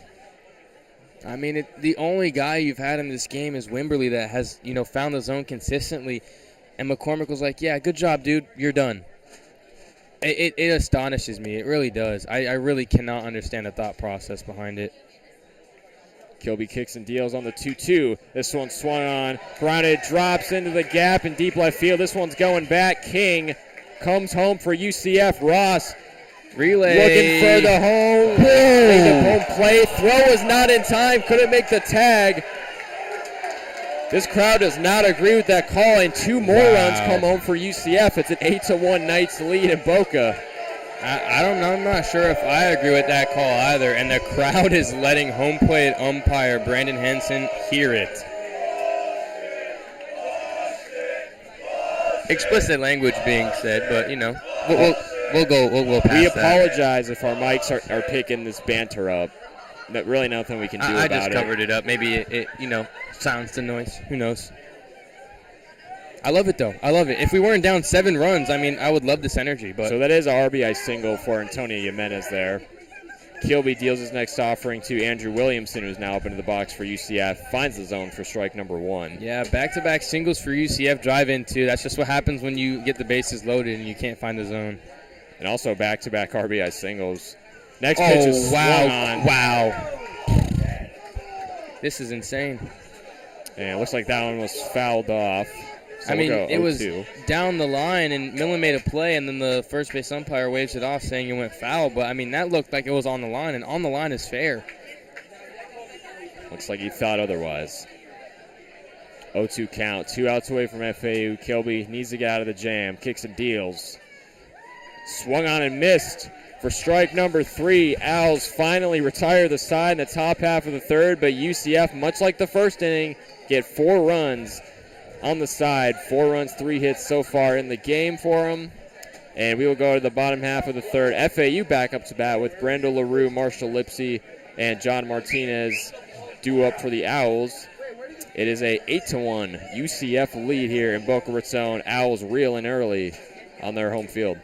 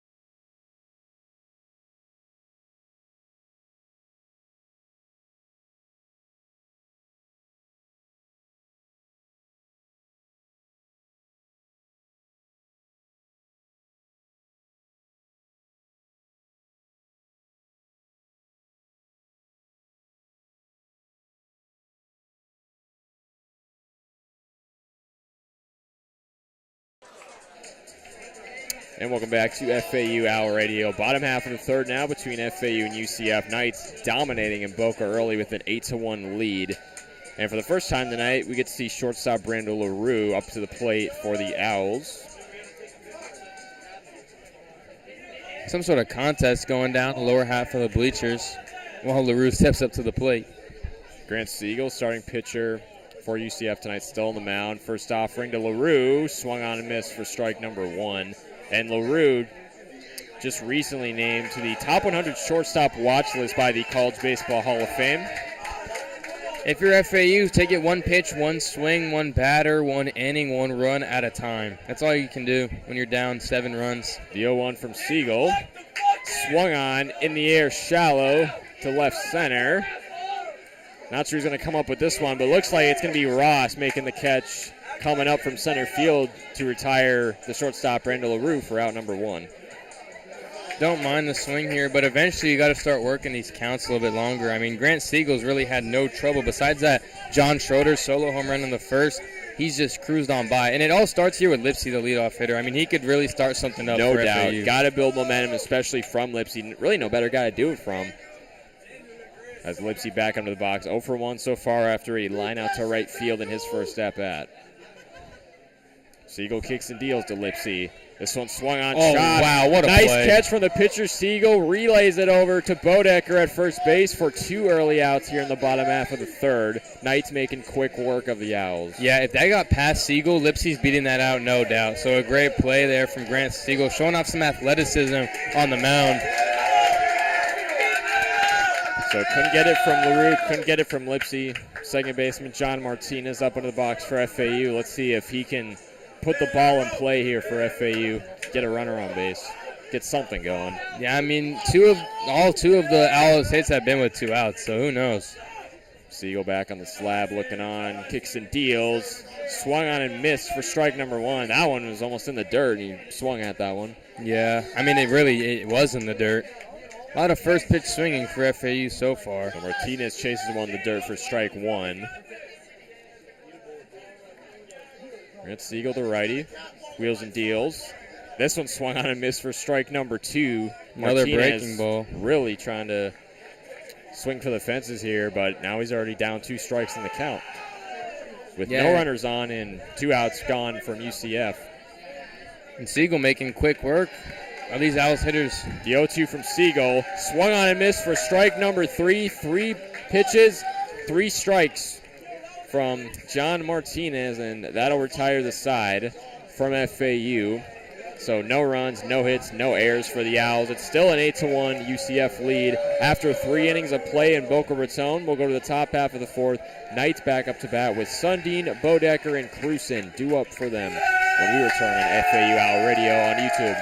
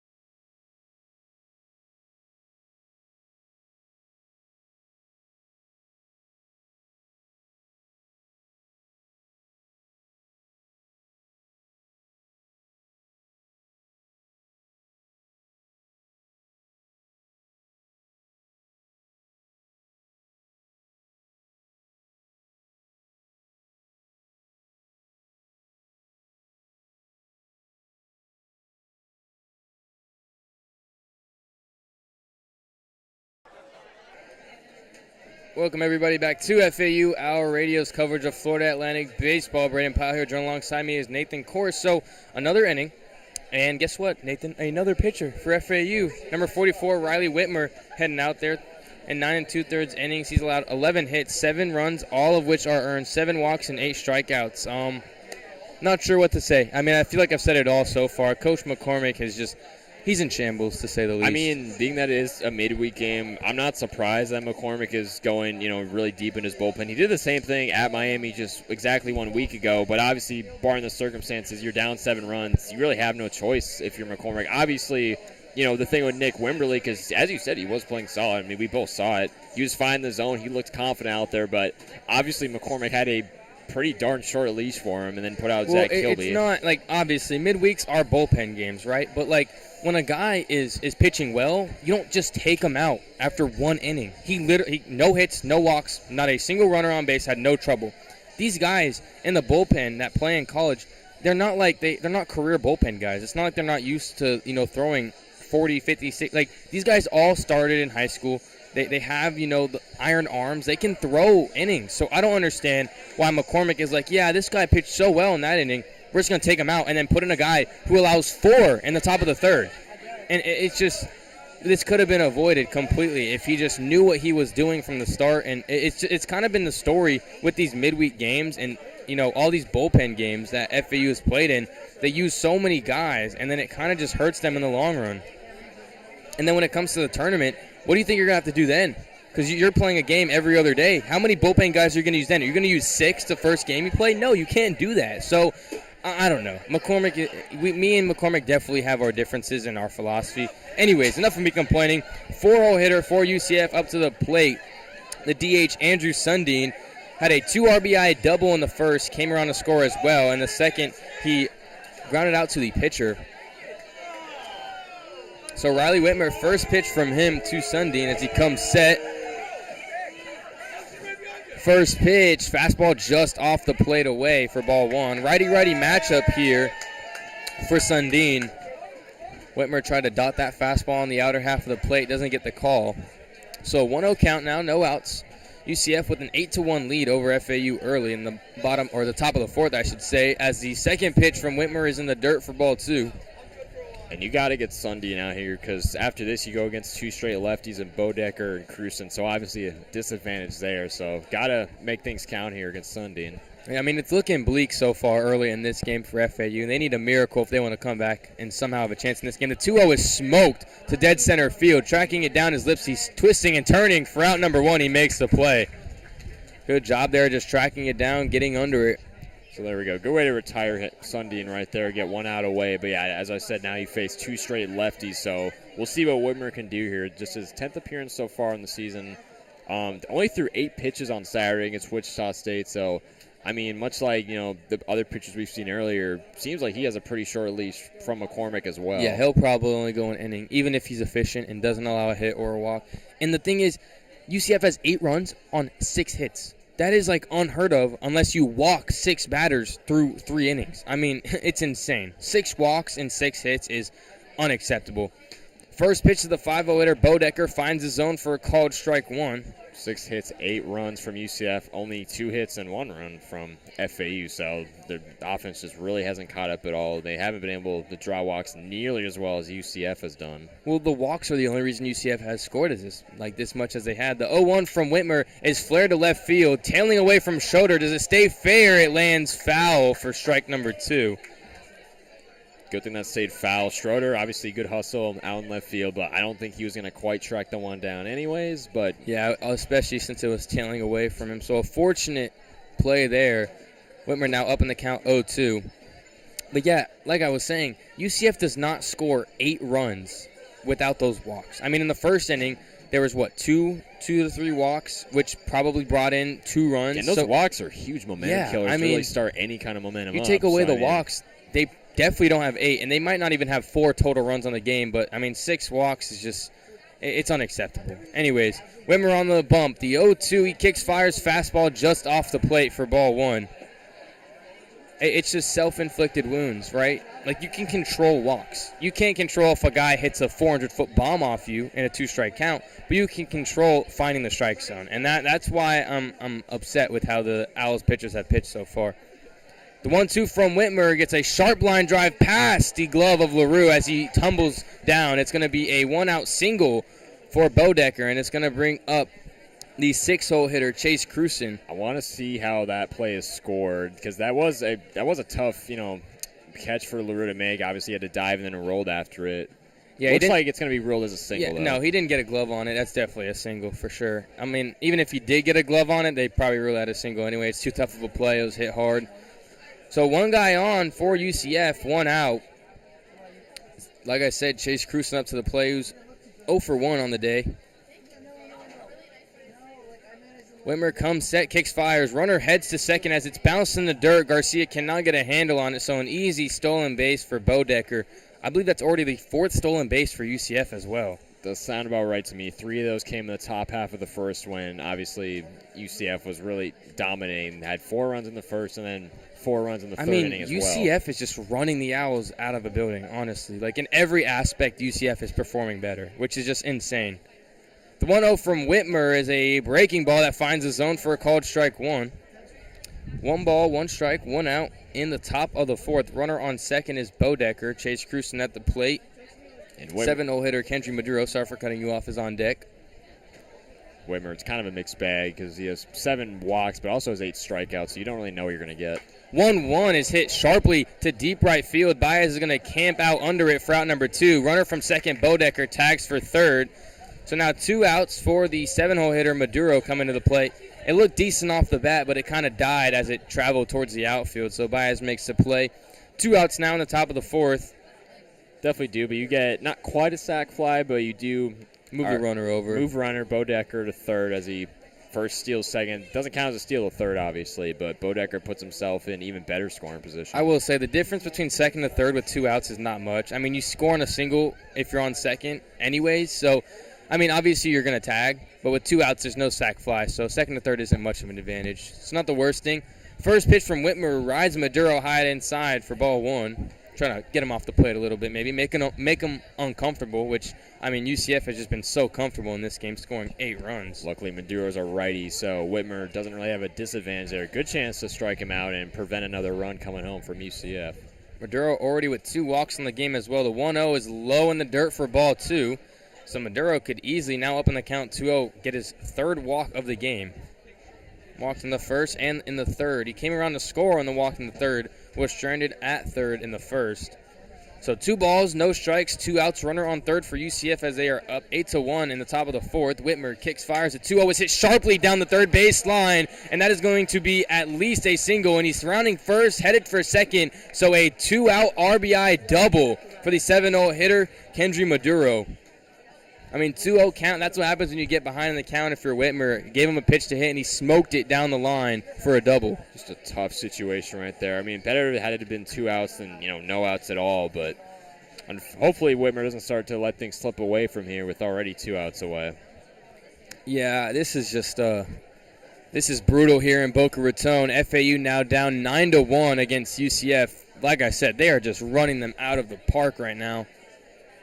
Scoring 4 in the first, and the second inning went scoreless. 4 in the third, and now 1 in the 4th, as the first pitch to the 8-hole hitter Calise is a wild one, but good block there from Garcia to keep it in front of him for ball 1. Calise 1 for 2 on the day. RBI single back in the first inning, and then had a fly out to center field back in the third. Still 2 outs here in the top half of the 4th. Like I said, 9-1 ball game. Whitmer trying to just stop the bleeding where it's at. Has already allowed 1 run in this inning. Trying to strand the runner Maduro at second after his RBI double. Calise in his first plate appearance had a 2 RBI single. The 1-0, Whitmer finds his zone. Good fastball there for strike 1. 1-1 count, 2 outs. I will say, credit to Whitmer because he hasn't walked anyone. I appreciate that. He's allowed to run, but he hasn't walked anyone. That's all I really care about at this point. Can't give any free passes out. Good on him, though, being how much of a mixed bag he can be. 1-1 is a high breaking ball for ball 2. 2-1 now. But, yeah, I mean, it's comparative to basketball. When a team shoots 40 free throws, that's like a team having 10 walks. You know what I mean? If a team shoots 40 free throws, what are their odds of winning the game? Like 97%? So that's what it's like compared to another sport. The 2-1 from Whitmer, fastball in the dirt for ball 3. So I might have actually just jinxed him. Now in a 3-1 count with 2 outs. And I hate to bring up momentum again, but, your analogy is right on point, to be honest. Just like walks, I mean, free throws can, kill a team's momentum, especially when the calls aren't going your way. Yeah, and you can't miss walks either. You're guaranteed a walk when there's a 4th ball. And the 3-1, he's going to walk Calise, the 8-hole hitter. It's going to bring up the 9-hole hitter, Dylan King. So that'll be his 8th walk allowed on the season. So that catches up with his, not only his runs allowed amount as well as strikeouts. Yeah, he's allowed 8 runs, all of which are earned. 8 walks now and 8 strikeouts.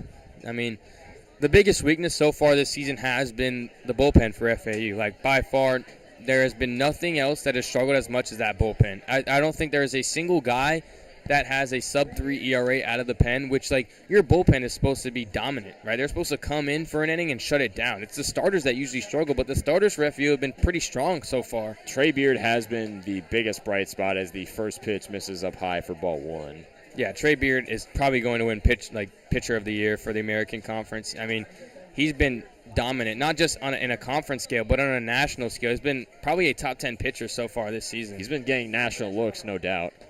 1-0, fastball just low and inside for ball two. So that is now, I believe, the fourth consecutive ball thrown from Whitmer. Have to find the zone here, make UCF put bat to ball. King has also drawn 2 walks in this game, one in the first, one in the third. And the third, he came around to score. Another ball for Riley Whitmer, now 3-0. He's looking at his third walk here. Unless Whitmer can start finding the zone and really attack him. I mean, the automatic is coming up, unless he can't find the zone 3-0. That would just be embarrassing. And it's unfortunate because it's a righty-lefty matchup. 3-0, and he doesn't find the zone for ball 4. So, is this the 5th or 6th time that UCF has had the bases loaded? I mean, I'm losing count. This is the 5th, I believe. Ah, jeez. I mean. You got King on first, Cleese on second, Maduro at third. Now you get Diamez Ross back up to bat. And there's McCormick. And here comes another pitching change for FAU. John McCormick, 17th-year head coach, walking out to the mound. Riley Whitmer's night is over. He can close the book on the sophomore righty. And so we will take a quick break right here on FAU All Radio to find out who the next pitcher for FAU will be. Still a 9-1 UCF lead. Top half of the fourth, 2 gone from FAU and Boca Raton.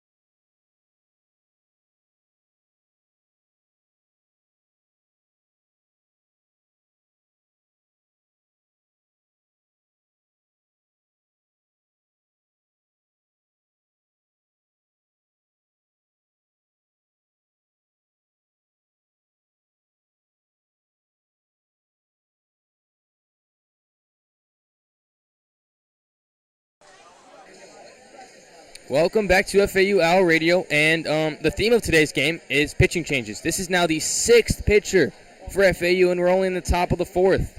Dawson Ball, number 23, on the mound. Why don't you tell us a little bit about him, Nathan, real quick? So we got a right-handed senior. This will be his 7th appearance so far this season. Pitched briefly a week ago against Miami. Grew up in Wellington, Florida, went to Wellington High School. Had an 0-4 record last season. No ERA, hasn't allowed an earned run, though. First pitch swinging for the leadoff hitter, Diamez Ross, fouled straight back for strike 1.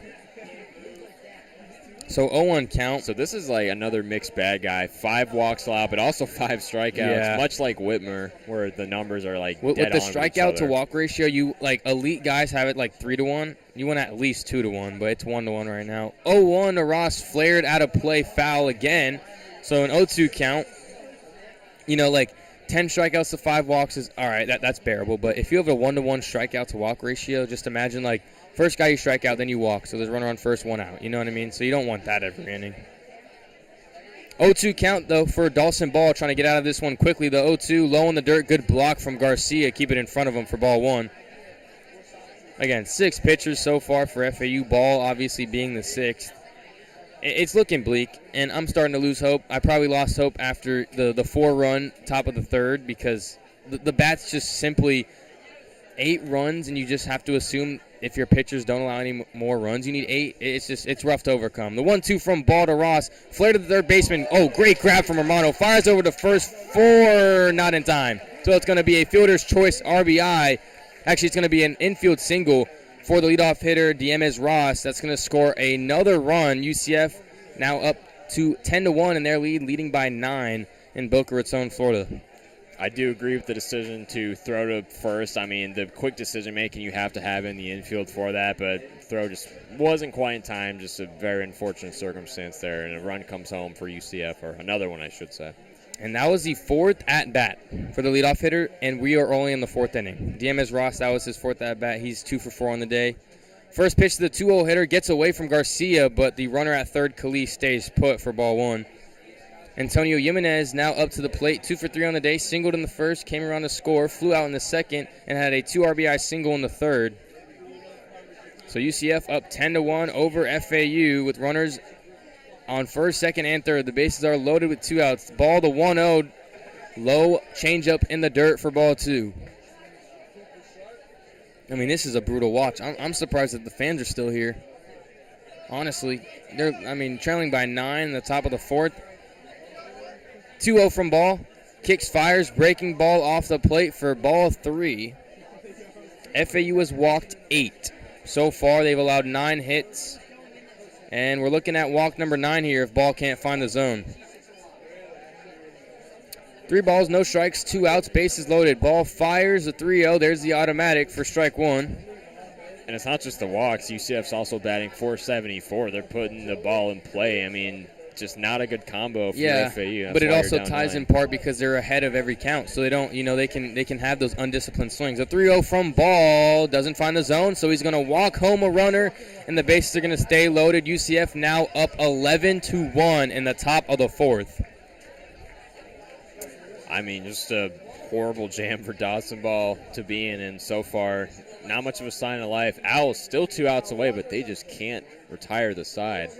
It's been brutal. It's been brutal, and UCF hitting good with 2 outs as well, 5 for 8 with a .625 average. First pitch to the 3-0 hitter, Andrew Williamson, is low and in for ball 1. Nathan, if you don't mind, could you look up the run rule for college baseball real quick? I'm just curious. The 1-0 from Ball is a fastball just high for ball 2.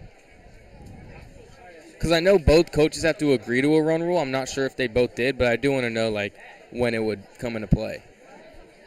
Okay, I was right. So the run rule is if one team leads by 10 or more runs after 7 full innings. The 2-0 is smoked into the right center gap at the wall. It's off the top of the wall. Gets past Lipsy, so Bias has to field it. 3 have come home. Williamson headed into third for a bases-clearing triple. Williamson brings in 3. Jimenez, Ross, and King all come in to score as he smokes one off the top of the wall. UCF's lead is now up to 13, leading FAU 14-1.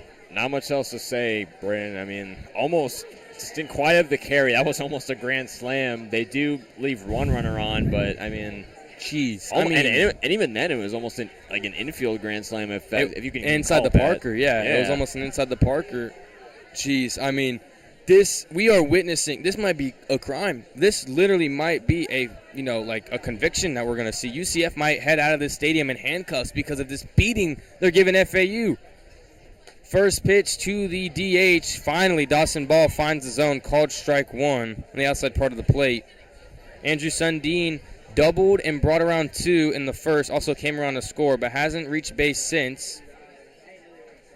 Already his 4th plate appearance in this one. The 0-1 from Ball to Sundin, low in the dirt for ball 1. I mean, at this point, though, if you're FAU, if you're Coach McCormick, just give some of your, younger guys some plate appearances.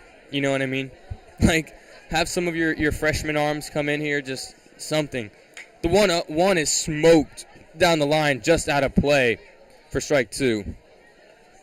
Yeah, I wouldn't be surprised if McCormick goes to a younger arm here. We'll see how long Dawson Ball's leash is here in the top half of the fourth. This is just brutal. FAU has not suffered a loss this bad in a while. Not this season, certainly not. The 1-2 from Ball just off the plate for ball 2. Try to sneak a slider in there, maybe get Sundin to chase. Sundin's not having it. I mean, we knew this UCF team was no slouch coming into this one. They've won 3 of the last 4, 2 of those being their last 2 against number 15 TCU, so they can beat big schools. 2-2 low and away for ball 3, so Sundin has worked the count full with 2 outs. UCF now with 2 outs has 6 hits in 9 opportunities. I mean, with runners in scoring position, they're 7 for 11, like the gas station. Payoff pitch from Ball. He kicks, fires a Sundin, gets a called strike 3. So FAU finally gets out of this top half of the fourth. But UCF has their way with them, scoring 6 runs. When Ball came into the game, he gave up 2 hits on 2 walks and 2 earned runs headed into the bottom half of the fourth. FAU has some digging to do. Schroeder, Garcia, and Romano due up next here on FAU Owl Radio on YouTube.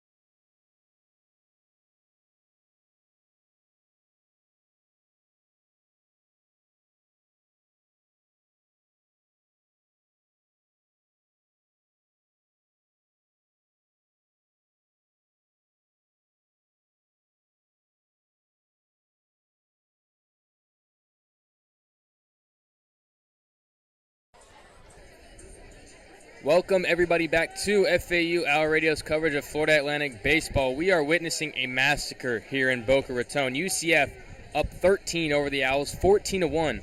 I mean, if FAU can tackle on 1 run, that's closer to a football score than a baseball score. Anyways, FAU, I mean, they have a lot of work to do if they want even a slight chance in this game. Leading things off is a 3-0 hitter who has hit a solo home run in this game. The only run for FAU he is responsible for. The left fielder, John Schroeder, up to the plate. Maybe he'll be the one to spark some hope in this FAU offense. But, yeah, I mean, quick summary of this game. UCF, 14 runs on 10 hits. Owls only have 1 run on 2 hits. Knights have been walked 9 times in this game. Owls haven't been walked 1 time. But, yeah, we do get Schroeder here, who solo shot back in the first inning. Switch hitting Schroeder, so a righty-lefty matchup, as Grant Siegel is still in the game, has only thrown 30 pitches through 3 innings of work. Leading things off, like we said, is John Schroeder. First pitch from Siegel is taken for a breaking ball, strike 1. Good slider there, catches the outside part of the plate, gets the call. Schroeder took the first pitch in his first at-bat, and a big second pitch swing as he launched one over the right center field wall. So 0-1. Grant Siegel on the rummer, Cubs set, kicks, fires. Big swing and a miss from Schroeder for strike 2. He's trying to redo exactly what he did in the first inning when he solo shot it over to deep right center. So he's swinging for the fences early, but now he's down 2 strikes in the count. Yeah, it's looking pretty bleak here. There's not much you can do with 1 swing. You just have to rally it on, take it 1 at-bat at a time. 0-2 from Siegel, kicks, fires. Big swing and a miss for strike 3, so a strikeout for Grant Siegel, his second on the day. That's going to bring up the cleanup hitter, catching today's game, Aiden Garcia. He singled in the first inning, got stranded at first. And Schroeder and Garcia, only 2 Owls with a hit so far in this game. As you said, Garcia singled back in the first. So hopefully, maybe he can spark some light for this offense. Yeah, it's just been brutal today watching this performance for FAU. I had high hopes coming in. I knew it would be high scoring, but it looks like UCF is hogging all the runs, scoring 14 through 4. Siegel, first pitch to Garcia, inside, gets the call for strike 1. Good front door 2-seam there. And now Grant Siegel, who started this game, I mean, for UCF, they haven't had to go to any other pitchers. I mean, their head coach, very long leash for the starting pitcher. 33 pitches now, and he's played very well. I mean, yeah, when you have a 13-run cushion, 0-1 to Garcia is just off the plate for ball 1. They went up 4, and then they had a 3-run lead, and then they had a 7-run lead, and now they have a 13-run lead. So, I mean, Siegel could throw a complete game at this point because there's no way he allows 14 total runs in his outing. Anyways, 1-1 count to Garcia with one down, and the bottom of the fourth swings at this one, fouls it straight towards the Owls' dugout for strike 2. And he only has 2 strikeouts on the game. The key is he's just been able to force a lot of flyouts, lineouts, groundouts, just weak contact. Whatever. Weak contact in general. He's also flashed the leather, too, on that Lipsy ground ball. He jumped about, I would say, he got probably 20 inches off the ground from the mound to make that play. 1 ball, 2 strikes, 1 down here in the bottom half of the fourth. Siegel kicks, fires to Garcia. He looks at it for ball 2. Breaking ball just off the plate. Try to backdoor that one. Couldn't yank it into the zone. So 2-2 count now. Nick Romano on deck for FAU. FAU has a lot of the matchups, too. Schroeder lefty, Garcia lefty, Romano, a lot of matchups as the 2-2 doesn't get the call on the fastball high and in. So it's a full count now. But, 3, 4, 5, 6, 7, 8, all lefty hitters for FAU. And unlike UCF, you got a couple of switchers. You got Romano and Millen who are due up next, too, assuming that this isn't a quick 3-out inning. Yeah, so you're hitting lefty against a righty pitcher. You have the matchups, and they just have not been getting anything going. The payoff pitch to Garcia, big swing, hit down the third base line, tailing out of play. Third baseman Maduro trying to make the play, but it tails back towards the infield. He can't make it. Those are always tough. When the ball is hit that way, it tails all the way, and then it tails back. Especially when it's a day game and the sun is beaming down at you, almost impossible. Well, it's not even that because, it's just so hard to tell the spin because you're taught to get under the ball. But then on those, the backspin comes back because, how gravity works. Obviously, as it's coming up, as it's going up, it's going one way and it's coming down the other way. It's just easier to catch when there's more, curvature and there's more of an arc to it, and you can tell where it's going to land. But obviously, when it's straight up and down, popped up like that, it's exactly. Tough So to we're make. going to stay at 3-2 and do it again. Garcia trying to battle back with 1 out. Payoff pitch again, gets a big swing and a miss for strikeout number 2 on the inning. And strikeout number 3 on the game. Now 2 down in the bottom of the fourth, bringing up the switch hitter for FAU, Nick Romano, who's playing third base today. So Owls have been struck out 3 times in this game so far. UCF, honestly, they're on the path to getting a run rule here. If they make it to the 7th inning, holding on to at least a 10-run lead, they will get it, and we'll be out of here early, I guess. Just an unfortunate start to the game. Hopefully FAU can rally somehow, some way, though. I don't think a team has ever scored this many runs unanswered that they would need to. First pitch, 2 Romanos off the plate for ball 1. They would need 13 runs just to tie the game, and that's assuming UCF doesn't score any more runs. You know what I mean? This is equivalent to being down 56-0 in the NFL, and I'm not over-exaggerating. 13 runs is insane. Absolutely insane. 1-0, 2 Romano off the plate again for ball 2. And it's not even 13 runs. It's a 13-run lead. They have 14 runs. It's crazy. I do wonder to see what McCormick will do going the rest of the way as we're just a little under halfway through this one. Maybe start to put some pinch hitters in. As we mentioned earlier, put some not only younger pitchers but younger batters out there. 2-0 to Romano is thrown behind him for ball 3. Siegel kind of losing it in this at-bat, trying to get it together here. Retired 2 in order, both via strikeouts in this inning. Schroeder and Garcia both went down swinging. It's kind of tough to do. Let a pitch get away from you behind the batter instead of hitting him and walking him to first base. Yeah, you have to really yank one to get it behind him. Righty-lefty matchup, though. Romano up in the count 3-0, and there's the automatic for a called strike 1.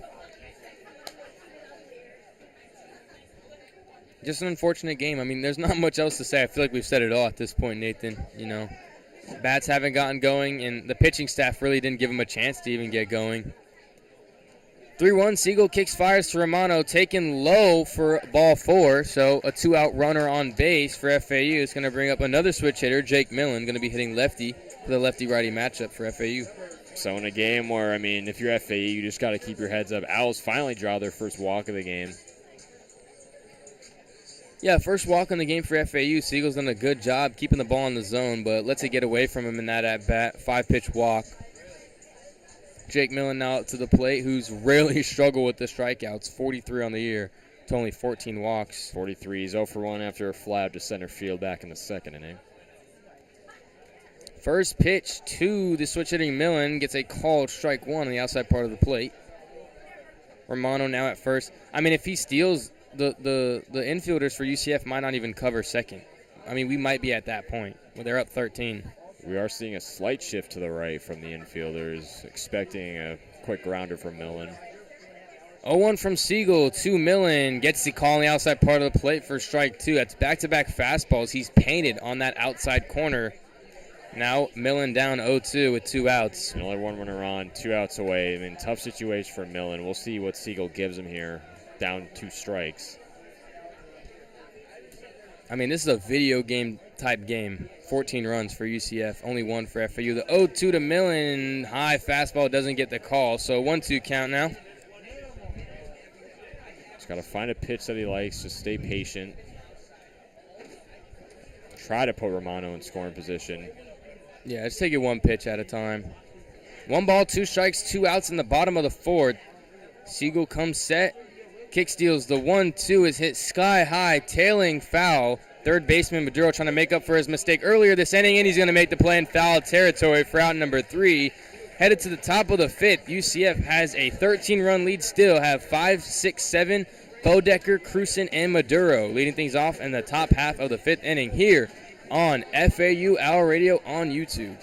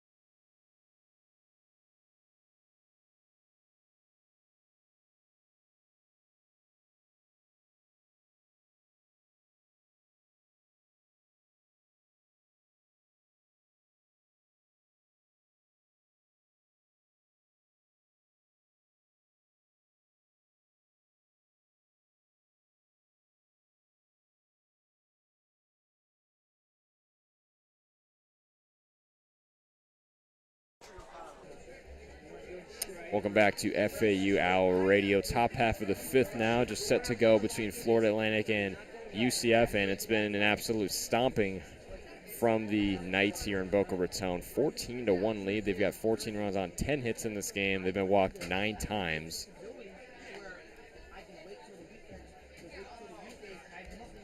As the first baseman, Lex Bodecker, up into the box for UCF as he takes ball number 1 way outside from Dawson Ball, who's still on the mound for FAU.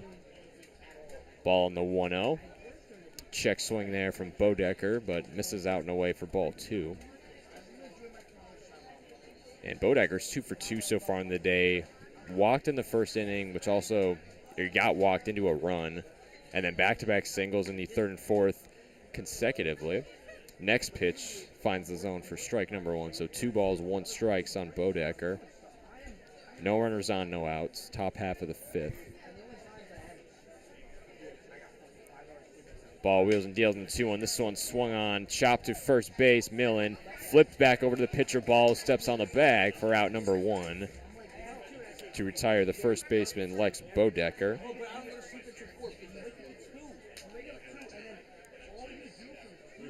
And let's see if Ball can find some consistency here and make quick work, try to retire the side here. Left fielder Chase Cruson up into the box for UCF now. Left-handed batter against the righty Ball. Cruson 0 for 2 so far in the day. Sophomore. 0 for 2, struck out in the first inning. Ground out in the 3rd. Although it was a sac hit, and then fly out to deep right in 4th inning. Takes ball number 1 outside, so 1 ball, no strikes on Cruson. Nobody on, 1 gone from FAU. Ball sets, deals. That one finds the zone for strike number 1, Cruson check swing. 1 ball, 1 strike on Cruson. And some of the fans have left.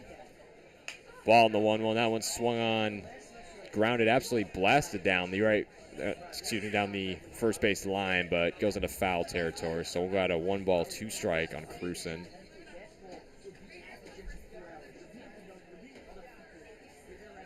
So no runners on, 1 gone from FAU.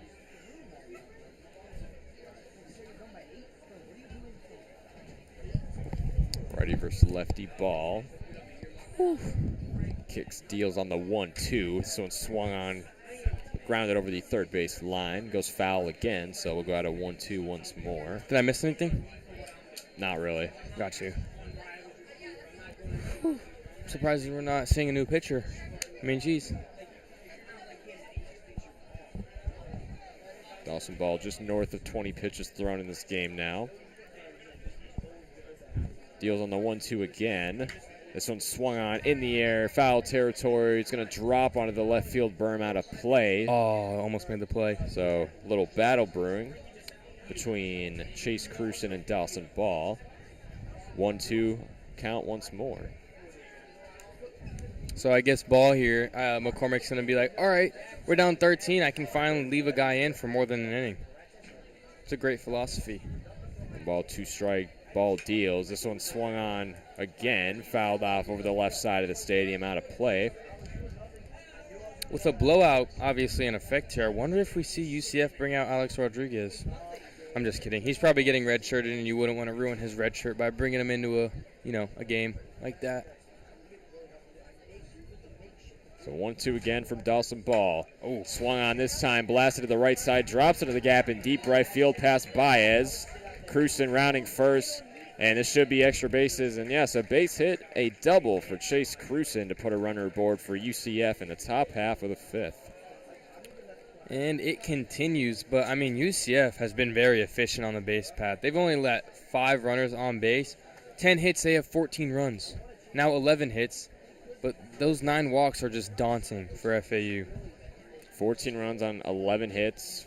They're batting .478 in this game, and they have been walked 9 times, so almost double digits. Al's batting just .143, meanwhile. They've only been walked once. Ball deals his first offering to Maduro as he takes strike number 1 looking. Rough game. And Maduro 1 for 1 so far in the day. He's been walked twice and then had that RBI double back in the 4th. Also got brought home. Ball in the 0-1. In the dirt, swung on and missed, though, for strike number 2, so gets Maduro to chase the fastball down low.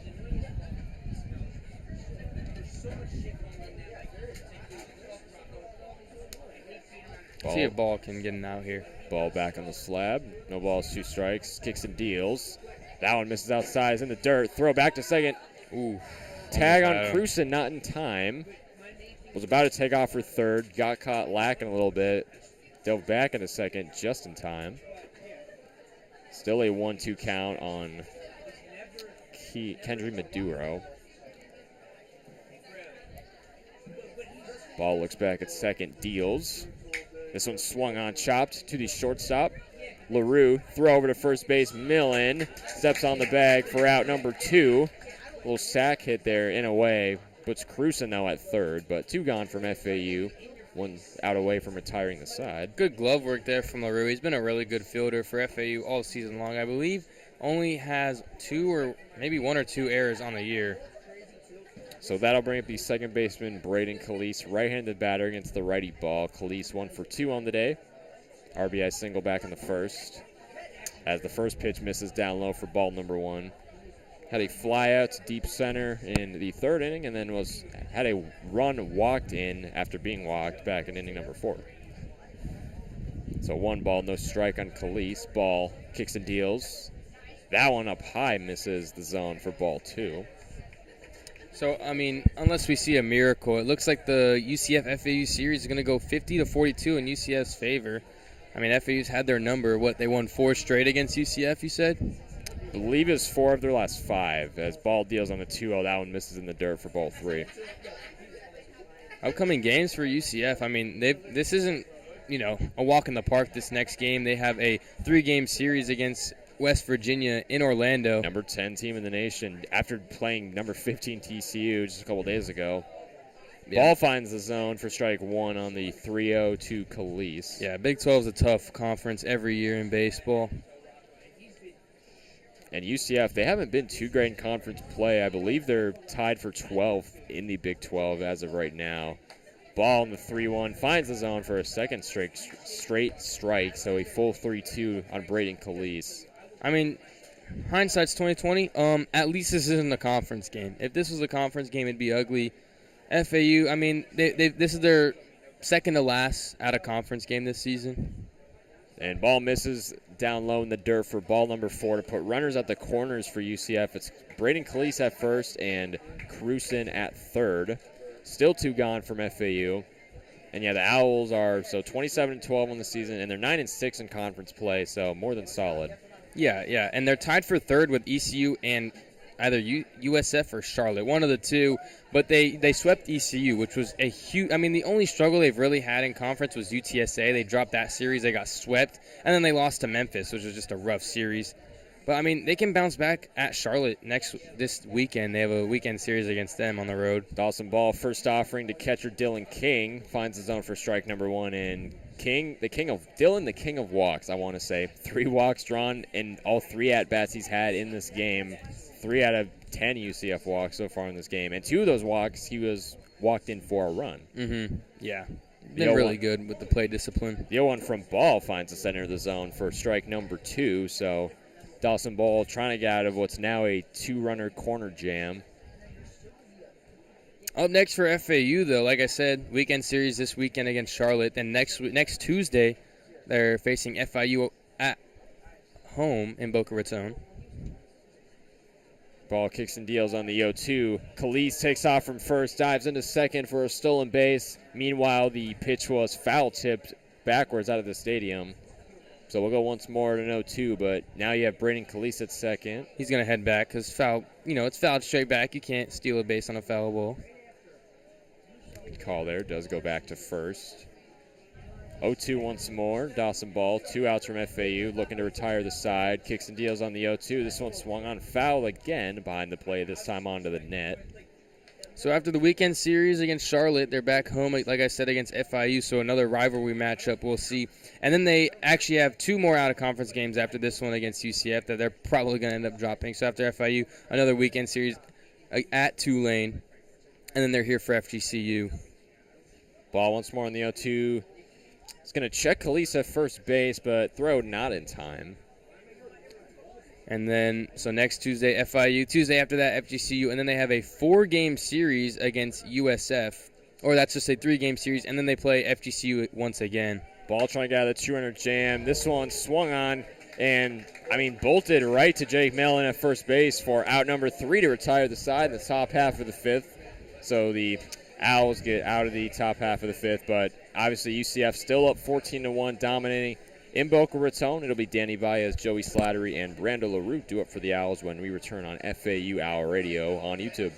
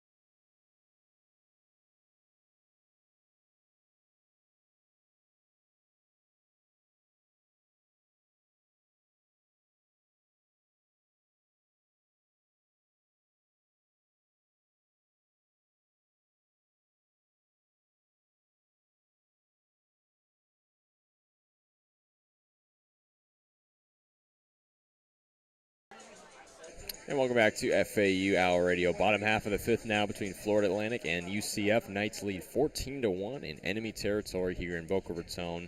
Owls back up to bat now with right fielder Danny Baez stepping up to the dish. Up against Grant Siegel, who's still on the mound for UCF, starting pitcher. Deals his first offer to Baez. That one's going to find the zone down the middle for strike one. I mean, Grant Siegel has been commanding his pitches so well this game. Hasn't been down in the count really at all. I mean, besides that one walk he's allowed, he's just thrown first pitch strikes. He's been working ahead in the count. So, I mean, it's just working for him in this game. Siegel in the 0-1. This one swung on, chopped over the first base line in foul territory over to the Owls dugout. So we'll go ahead 0-2 on Danny Baez. If you're FAU, just got to look forward to the next matchup. Like I said, they're going to go on the road, weekend series against Charlotte, and then play FIU here in Boca Raton. FIU, another in-state rivalry game, and that's a true rivalry game just, in Miami about a mile away. And the 0-2 from Siegel is swung on, finds the gap in deep left field. Nice grounder there, and a base hit for Danny Baez. So, on the single. Confidence booster, head into the next game. Get an on-base streak going. Lipsy has not reached base, though, and he has a 37-game on-base streak, so that would be very unfortunate if he can't extend it. I mean, he's had that streak since, the third game of the season. That streak is certainly in jeopardy so far tonight. Designated hitter Joey Slattery up to the box for FAU now. Just his sixth appearance so far this season, as we mentioned earlier. So far, he's 0 for 1. One out back in the third inning on a 3-1. First pitch from Siegel, swung on.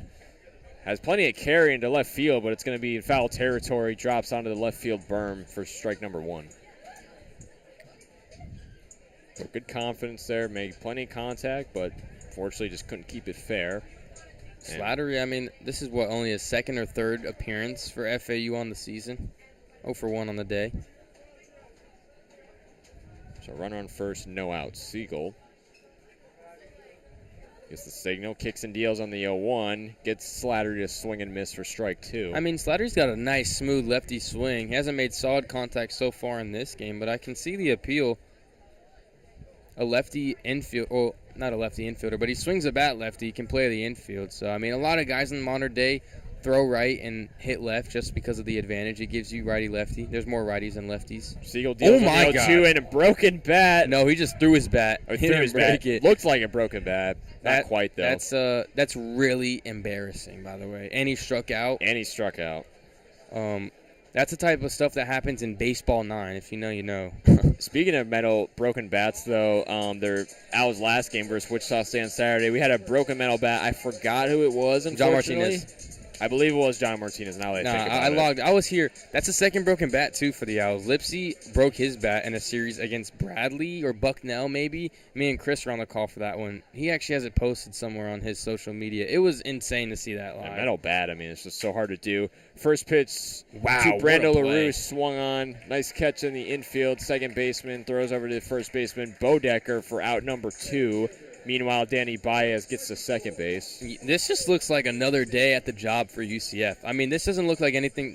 It literally looks like they've been here before. I mean, it looks like they're just going through the motions, but in the best way possible for them. Exactly. This is no out of the ordinary. It seems for them. They're coming to this game with that attitude, but this is what we want to see. Lipsy at the plate. He's got a 37 on base streak, right? 37 consecutive games tonight so far for sure. So we need to be locked in for this one, Lipsy. Let's go.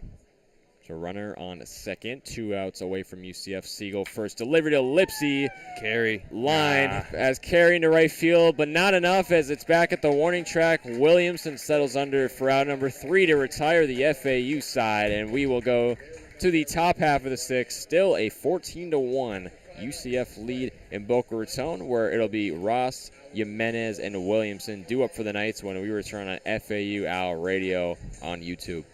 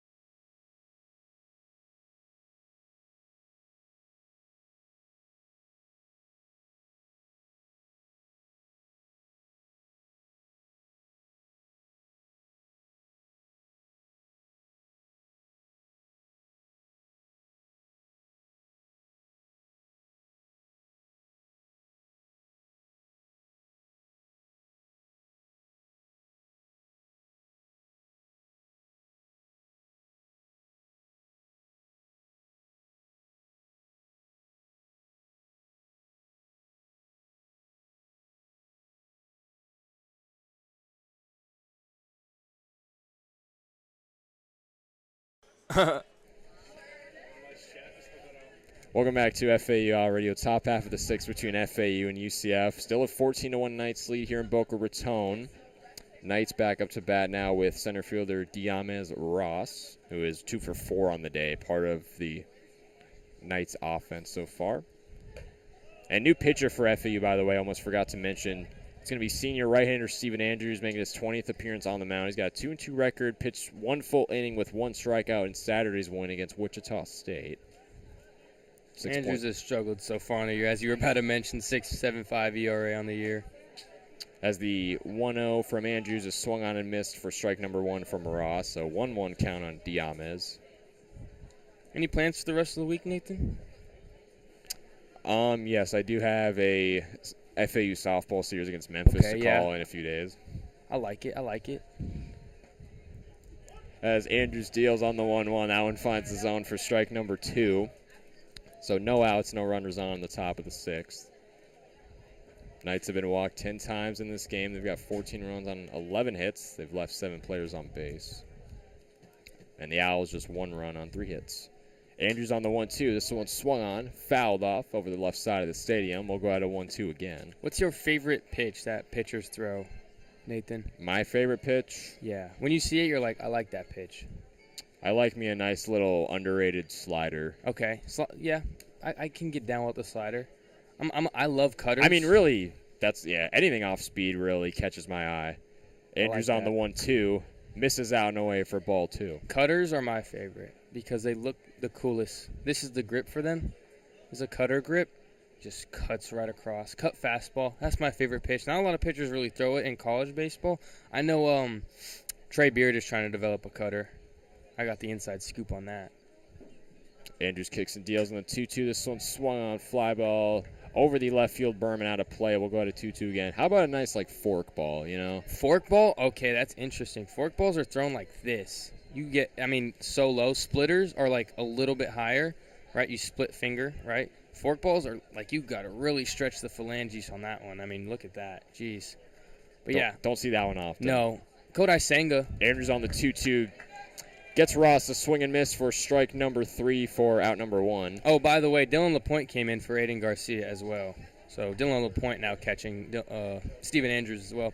But yeah, forkballs, not a lot of. It's a really popular pitch in Japan and the Asian baseball leagues. Not a lot of pitchers throw it. I know, obviously Kodai Senga's the most known for it. I know Lee Smith back in the day threw a forkball, but a lot of guys really just throw splitters because it's less taxing on your fingers and you can get basically the same break and throw it faster. Or what about a good Vulcan change, Brayden? Vulcan change. See, I'm gonna be honest. I don't even know how you grip that, but I think it's something. I don't even know, like that maybe, just like a typical. Split on the changeups like that. Got you. Yeah. So it's changeup, but you just split your index and middle finger and your ring and pinky like that. Meanwhile, shortstop Antonio Jimenez up into the box for UCF, and he's got a 1-ball, 1-strike count now against Steven Andrews after foul tipping the last pitch off. Screwballs are cool, too. I'm going to look up how to throw a screwball. I know Devin Williams throws a really nice screwball. Okay, so I looked up screwball, and a bottle of alcohol came up. That's not what I want to see. We're really getting off script. FAU's losing by 13. So I look. Andrews the 1-1 to Jimenez, swung on just over the first base line into foul territory. 1 ball, 2 strikes on Jimenez. This is interesting. So screwballs, you just rotate your hand. So you basically throw it like a 2-seam, but you literally just go like this. You basically throw it sideways. Like literally, if I'm a righty, cutter would be this way. Screwball's the other way. You'd throw it to the opposite Shout out side. to my partner Brayden for being the pitching expert. As Andrews deals the next one, misses the zone in the dirt for ball 2. So 2 strikes, 2 balls on Antonio Jimenez. This is interesting. You could throw like a changeup too. And I like this though. Almost like a circle change, but you're on the seams. Interesting. No runners on, 1 out from FAU. Andrews deals. Oh, wow, great curveball. That one finds the zone for strike number 3. 2 gone now from FAU here in the top half of the 6th to retire the shortstop Jimenez. All right, who's your favorite MLB player, Nathan? Are you a Twins fan? I know you're I am a Twins fan. Okay, let me guess. Byron Buxton? Either Buxton or probably Royce Joe Mauer. Lewis? Joe Mauer. Oh, all time. If we're going, Okay. you know. You don't like Royce Lewis? I love No, Royce Lewis. I like Royce Lewis. He's definitely an He's just exciting injury young player. prone, unfortunately. I mean, so is Buxton if we're talking about Yeah. injuries. As the first pitch from Andrews to Williamson finds the zone for strike one. Williamson went for 3 on the day, was walked all the way back in the first inning, also got a run walked in. I'm a big Ken Griffey guy. Love Ken Griffey. 0-1 from Andrews, smoked. Fly ball to right center. Got low under it. Lipsy getting under it. Makes the grab for out number 3. That'll retire the side top half of the 6, but still a 14-1 UCF lead going into the bottom half of the 6, where it'll be John Martinez, John Schroeder, and now Dylan LaPointe, who's pinch hitting for the catcher, Aiden Garcia. So, yeah, Martinez, Schroeder, and LaPointe due up for the Owls when we return on FAU Owl Radio on YouTube.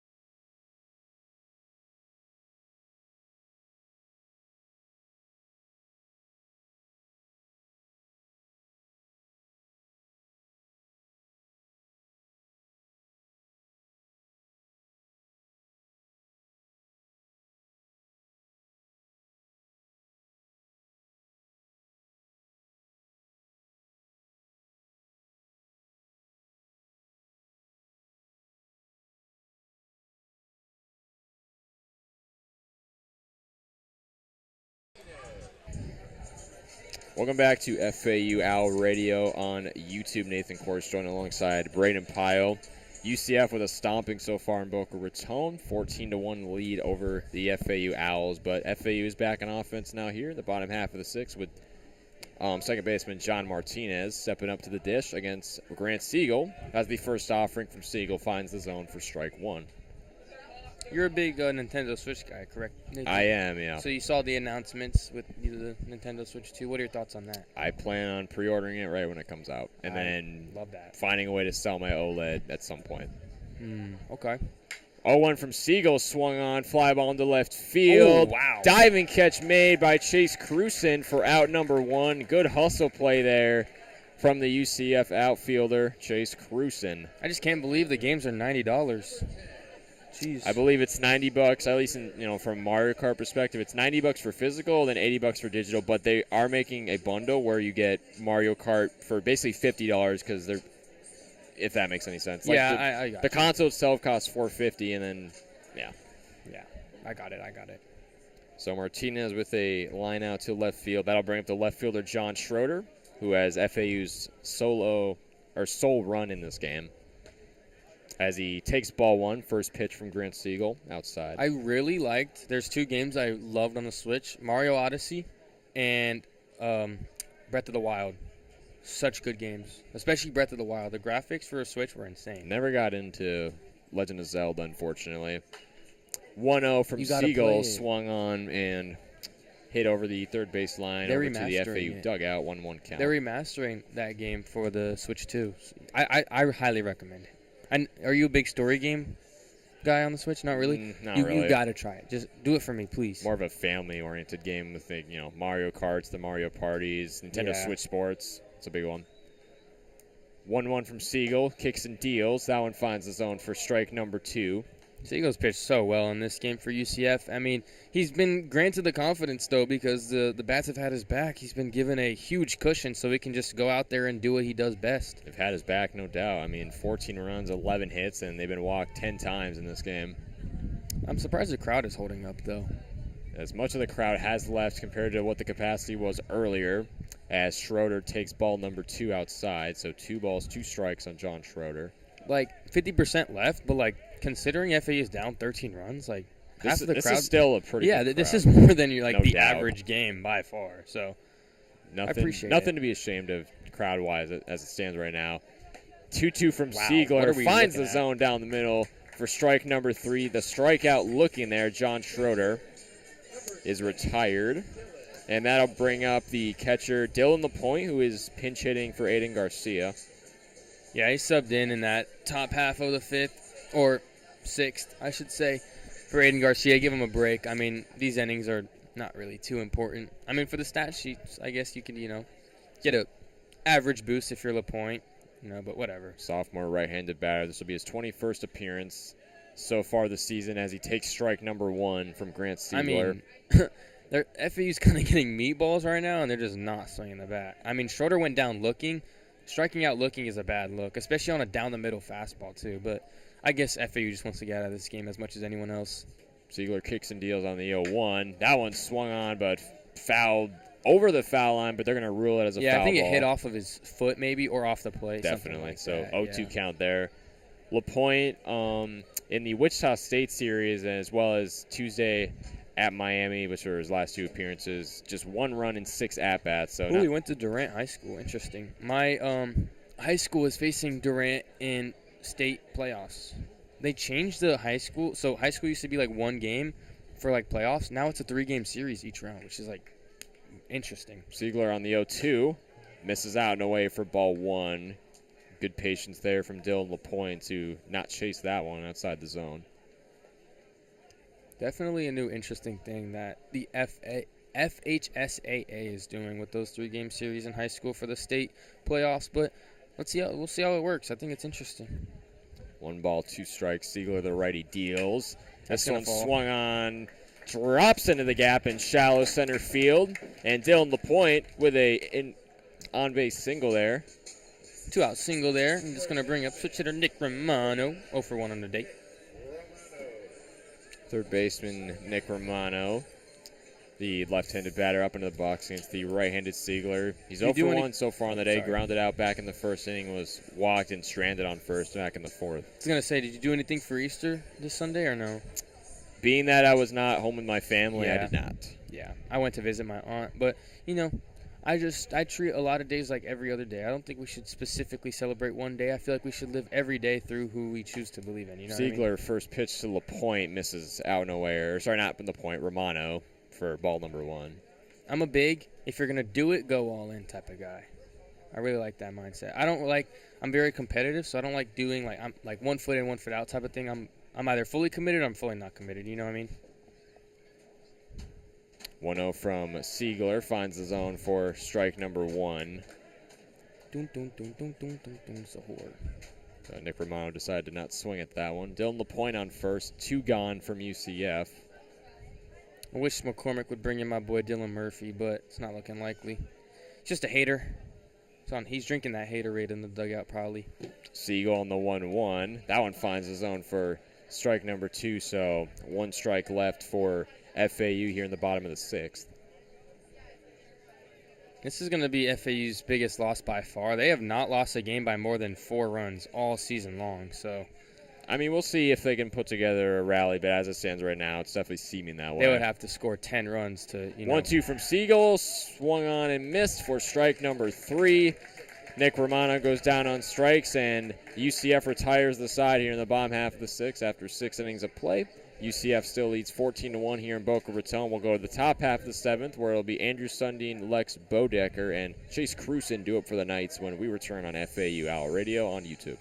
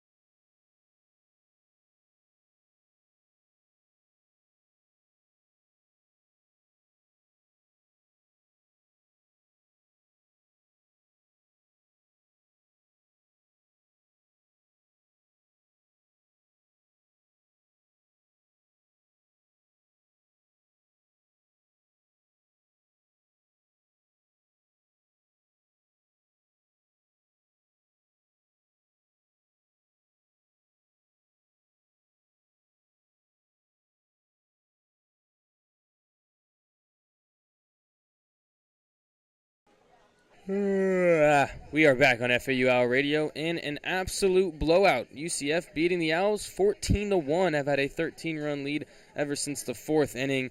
This could be the last inning of work for both teams, as we don't know if the run rule is in effect or not. But if UCF holds on to at least a 10-run lead, that should do it after the bottom half of this inning. FAU did run rule East Carolina back in that series about a couple of weeks ago. I forget which game it was, but does look like it could be that way.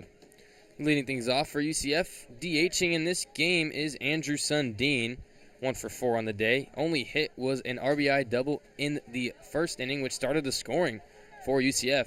They haven't looked back since obtaining that lead in the top of the first.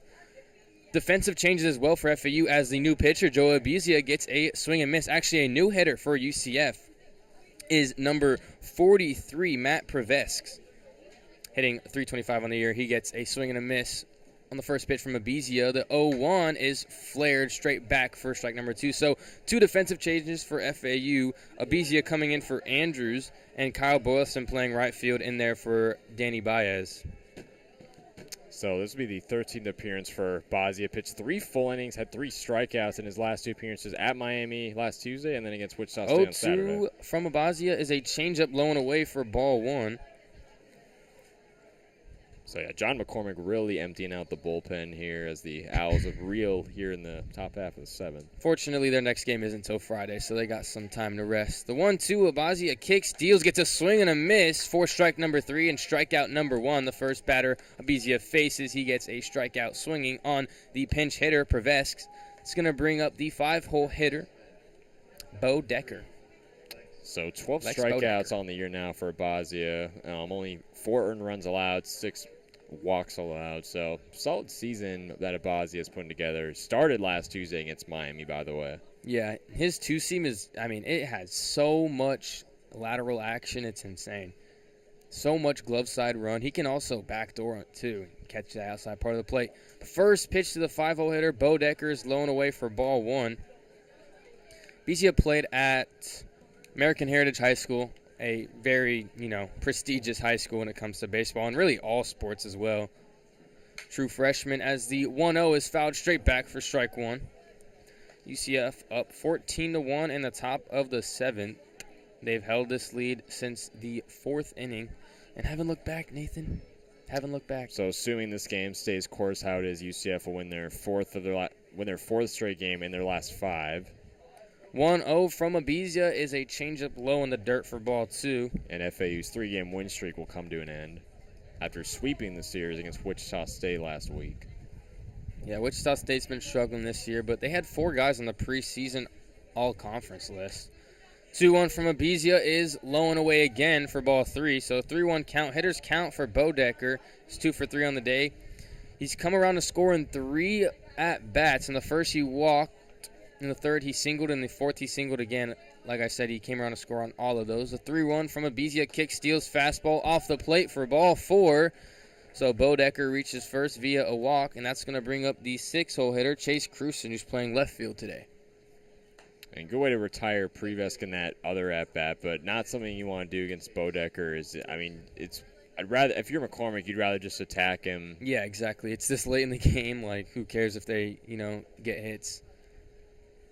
Just, don't give out free passes, but they've given out 10 this game. So, obviously the game plan hasn't gone their way. 21 runners have been on base for UCF. 11 hits, 10 walks. First pitch swinging, grounded sharply to Martinez. Flipped over to LaRue at second. Over to first for out number 2. Can't get the runner at first. Yeah, couldn't get the double play, but they got the runner at second for a fielder's choice. So Cruson's, like I said, grounded into a fielder's choice. It's going to bring up the 7-hole hitter, Kendry Maduro. He's 1 for 2 on the day, batting .272 on the year now. Good play there from Martinez, flipping it over to LaRue. Just being able to handle that ball on the ground is more than enough, but then he gets to flip to LaRue for at least 1 out. Zabizia first pitch, drops a breaking ball in there for a called strike 1. 0-1 count now, 2 outs in the top of the 7th. FAU just trying to get out of this game and focus on their weekend series against Charlotte coming up on Friday. Beasley on the rubber, 0-1, kicks, fires, fastball in there for a called strike 2, up 0-2 on the count now at 2 outs. Trying to have a scoreless outing here. So, yeah, 3-game road series against Charlotte this Friday. Then they come back home for one game against FIU rival, just 1 hour away in Miami. And then they'll have a road series against Tulane May 2nd. 0-2 swings and it hits it flared into left center field. It's going to be a 2-out single for Maduro. So now 2 runners on base, first and second for the 8-hole hitter, Brayden Calise. He spells Brayden wrong, though. Like, why does everyone do that? Brayden is spelled with a Y, not just an A. Because, Nathan, quick quiz. B-R-A, sound it out. Bruh. B-R-A-Y, sound it out. Bray. Boom. Thank you. Appreciate that. 2 down, 2 on base for Calise, who is 1 for 2 on the day.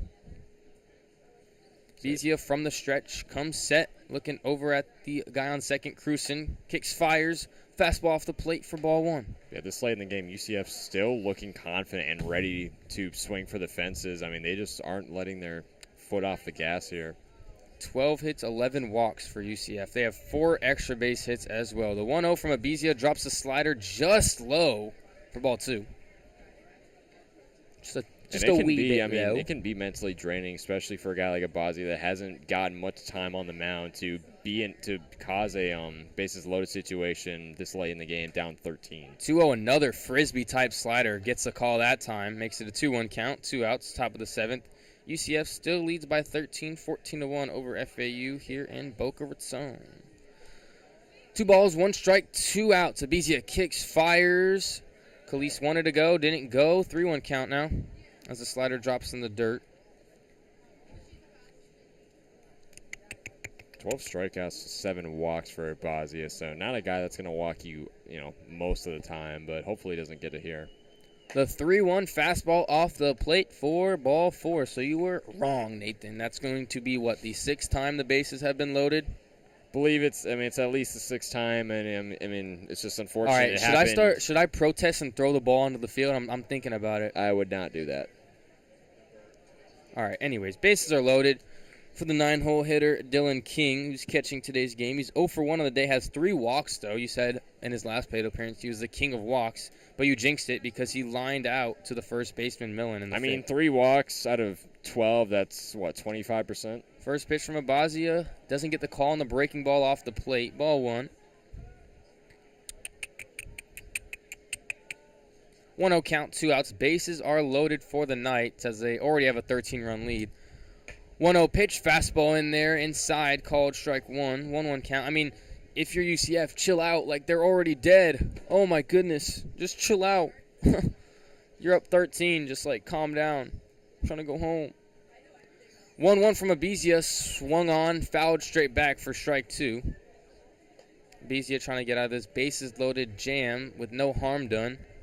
On the year, he's allowed 6 runs, 4 of which are earned. He's walked 8, struck out 12, only given up 7 hits through 12 2/3 innings pitched. 1 ball, 2 strikes, 2 outs. Bezia comes set on the rubber from the stretch. Kicks, fires, chopper to the second baseman, Martinez. He fields it, and it's going to be an infield single, an RBI infield single, in fact, as Cruson comes around the score. So that's going to bring up the leadoff hitter. So still better than, allowing a walk and loading the bases that way, but still a bad hop over the mound there. Bases loaded. Calise on first, Maduro on second, Cruson on third, and now the leadoff hitter for the UCF, Diemes Ross, who's 2 for 5 on the day, comes to the plate. With the bases loaded still, UCF now extending on their lead. Haven't scored since the 4th, finally tack on 1 in the top of the 7th. Up 14 now. 15-1 over FAU. First pitch to Ross, finds the zone, called strike 1.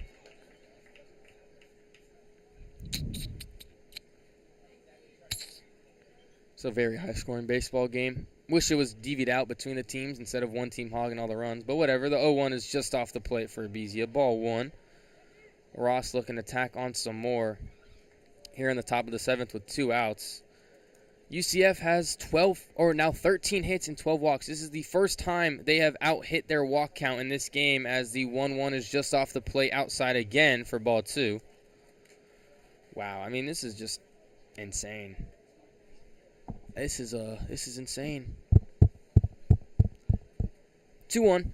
Bazia kicks, deals, swung on, hit straight back, foul for strike 2.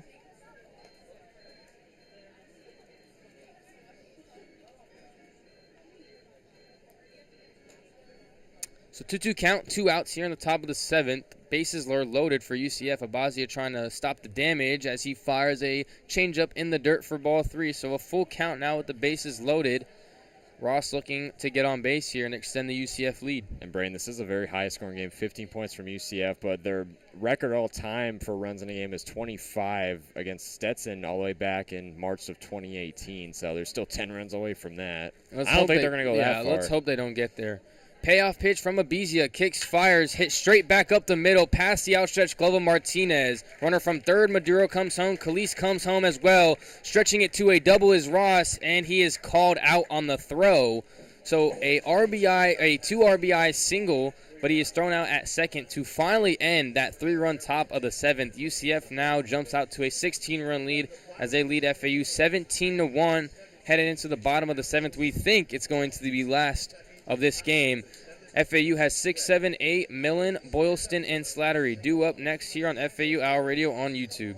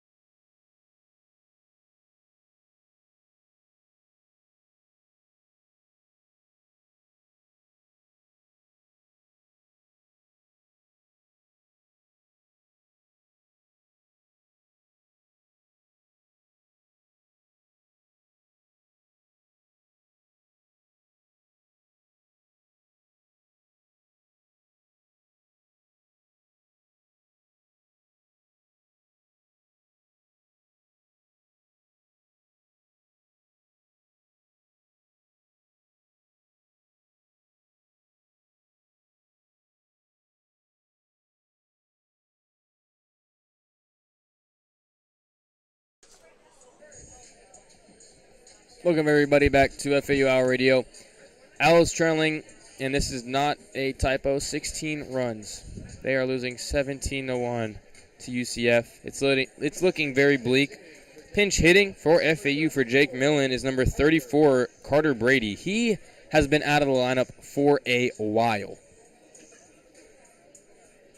What's that fun fact? Let me know. Carter Brady, let me pull him up on my sheet really quick. So, as I predicted before, McCormick is going to some end-of-the-bench guys. Redshirt junior group in Parkland, Florida. This will be his 11th appearance so far this season. Had one at-bat against East Carolina back on April 5th. First pitch, Siegel's still out there for UCF. I mean, he's only thrown 72, now 73 as the first pitch to Brady's fouled straight back. Looking for a complete game here. The only run he's given up was that solo home run all the way back in the first inning. Through 6 innings so far, he's given up 4 hits, 1 run, 1 walk, stricken out 6 on 72 pitches. Very solid start from a midweek guy. Grant Siegel's giving UCF some depth there, resting some of their bullpen arms as well. The 0-1 from Siegel to Brady is hit sky high to shallow center field. Looks like the second baseman is going to call it. Calise makes the play for out number 1.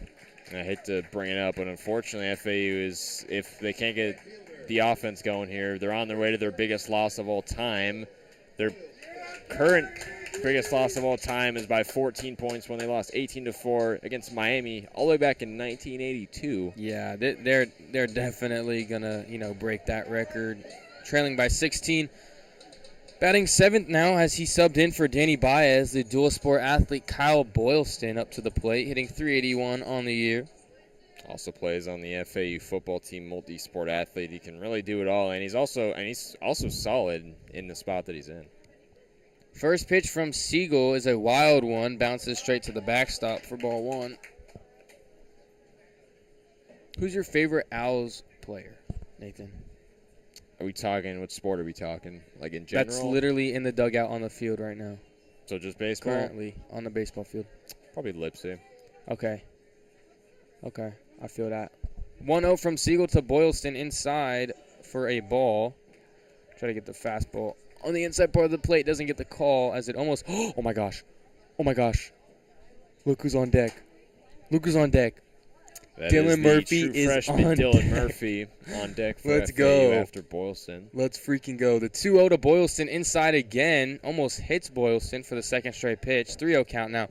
I am so amped, Nathan. Oh my gosh, I'm so amped. Let's go. Murphy has not played since the ECU series where he faced Ethan Norby, one of the top pitchers in the country, then got subbed out for lefty Danny Baez. Has not been in the lineup since. Started 3 consecutive games as a 3-0 is high and inside for ball 4, and that's bringing up the true freshman, Dylan Murphy, number 42. Love it. I love it. So this I will love be his 5th appearance so far this season. 2 at-bats, 1 run in that East Carolina game on April 4th, as you mentioned before. From Martin County High School. His father played here at FAU. Brother is currently the Saturday starter coming to the plate, and he's looking to do some damage, ladies and gents. FAU trailing by 16. Dylan Murphy at the plate for his first at-bat since April 4th against East Carolina. Grant Siegel, first pitch to Murphy, gets the called strike one on the outside part of the plate. Good fastball to start him off. And this will be the 11th at-bat for Murphy so far this season. He's got 3 hits, 2 runs, 3 RBIs. He's also been walked once so far this season and add a double to that as well. Siegel on the rubber, 0-1, fires, gets the call on the breaking ball inside for a called strike 2. So, yeah, Murphy only has 10 at-bats, but he's hitting 300 with 3 hits, 3 RBIs as well. Been a solid hitter for FAU in the games he has played in. Got 3 consecutive starts and hasn't played since those starts. Siegel on the rubber, the 0-2 kick, steals to Murphy as he waits back, fouls one straight back, trying to fight back here down 0-2. Trying to fight back down 0-2, trying to put the multi-sport athlete Boylston at least in scoring position. Dylan Murphy.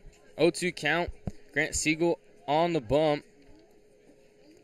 0-2 kick steals, gets a swing and a miss from Murphy, so he's down on strikes. That's going to bring up the 9-0 hitter, Brando LaRue. Good slider there. Siegel pulled the strings on Murphy, gets a wave and a miss for his 7th strikeout on the day, so unfortunate. Trying to keep my composure here, trying not to let tears fall out of my eyes as Dylan Murphy goes down swinging. Anyways. So this could be the final out here for FAU if the run rule is indeed in place in this game specifically. I'm sorry. Williston still at first. LaRue at the plate, hitting .350 on the year. First pitch swinging, ropes one down the line. Fair. Boylston rounding second. LaRue headed towards second as well. Boylston going to head home.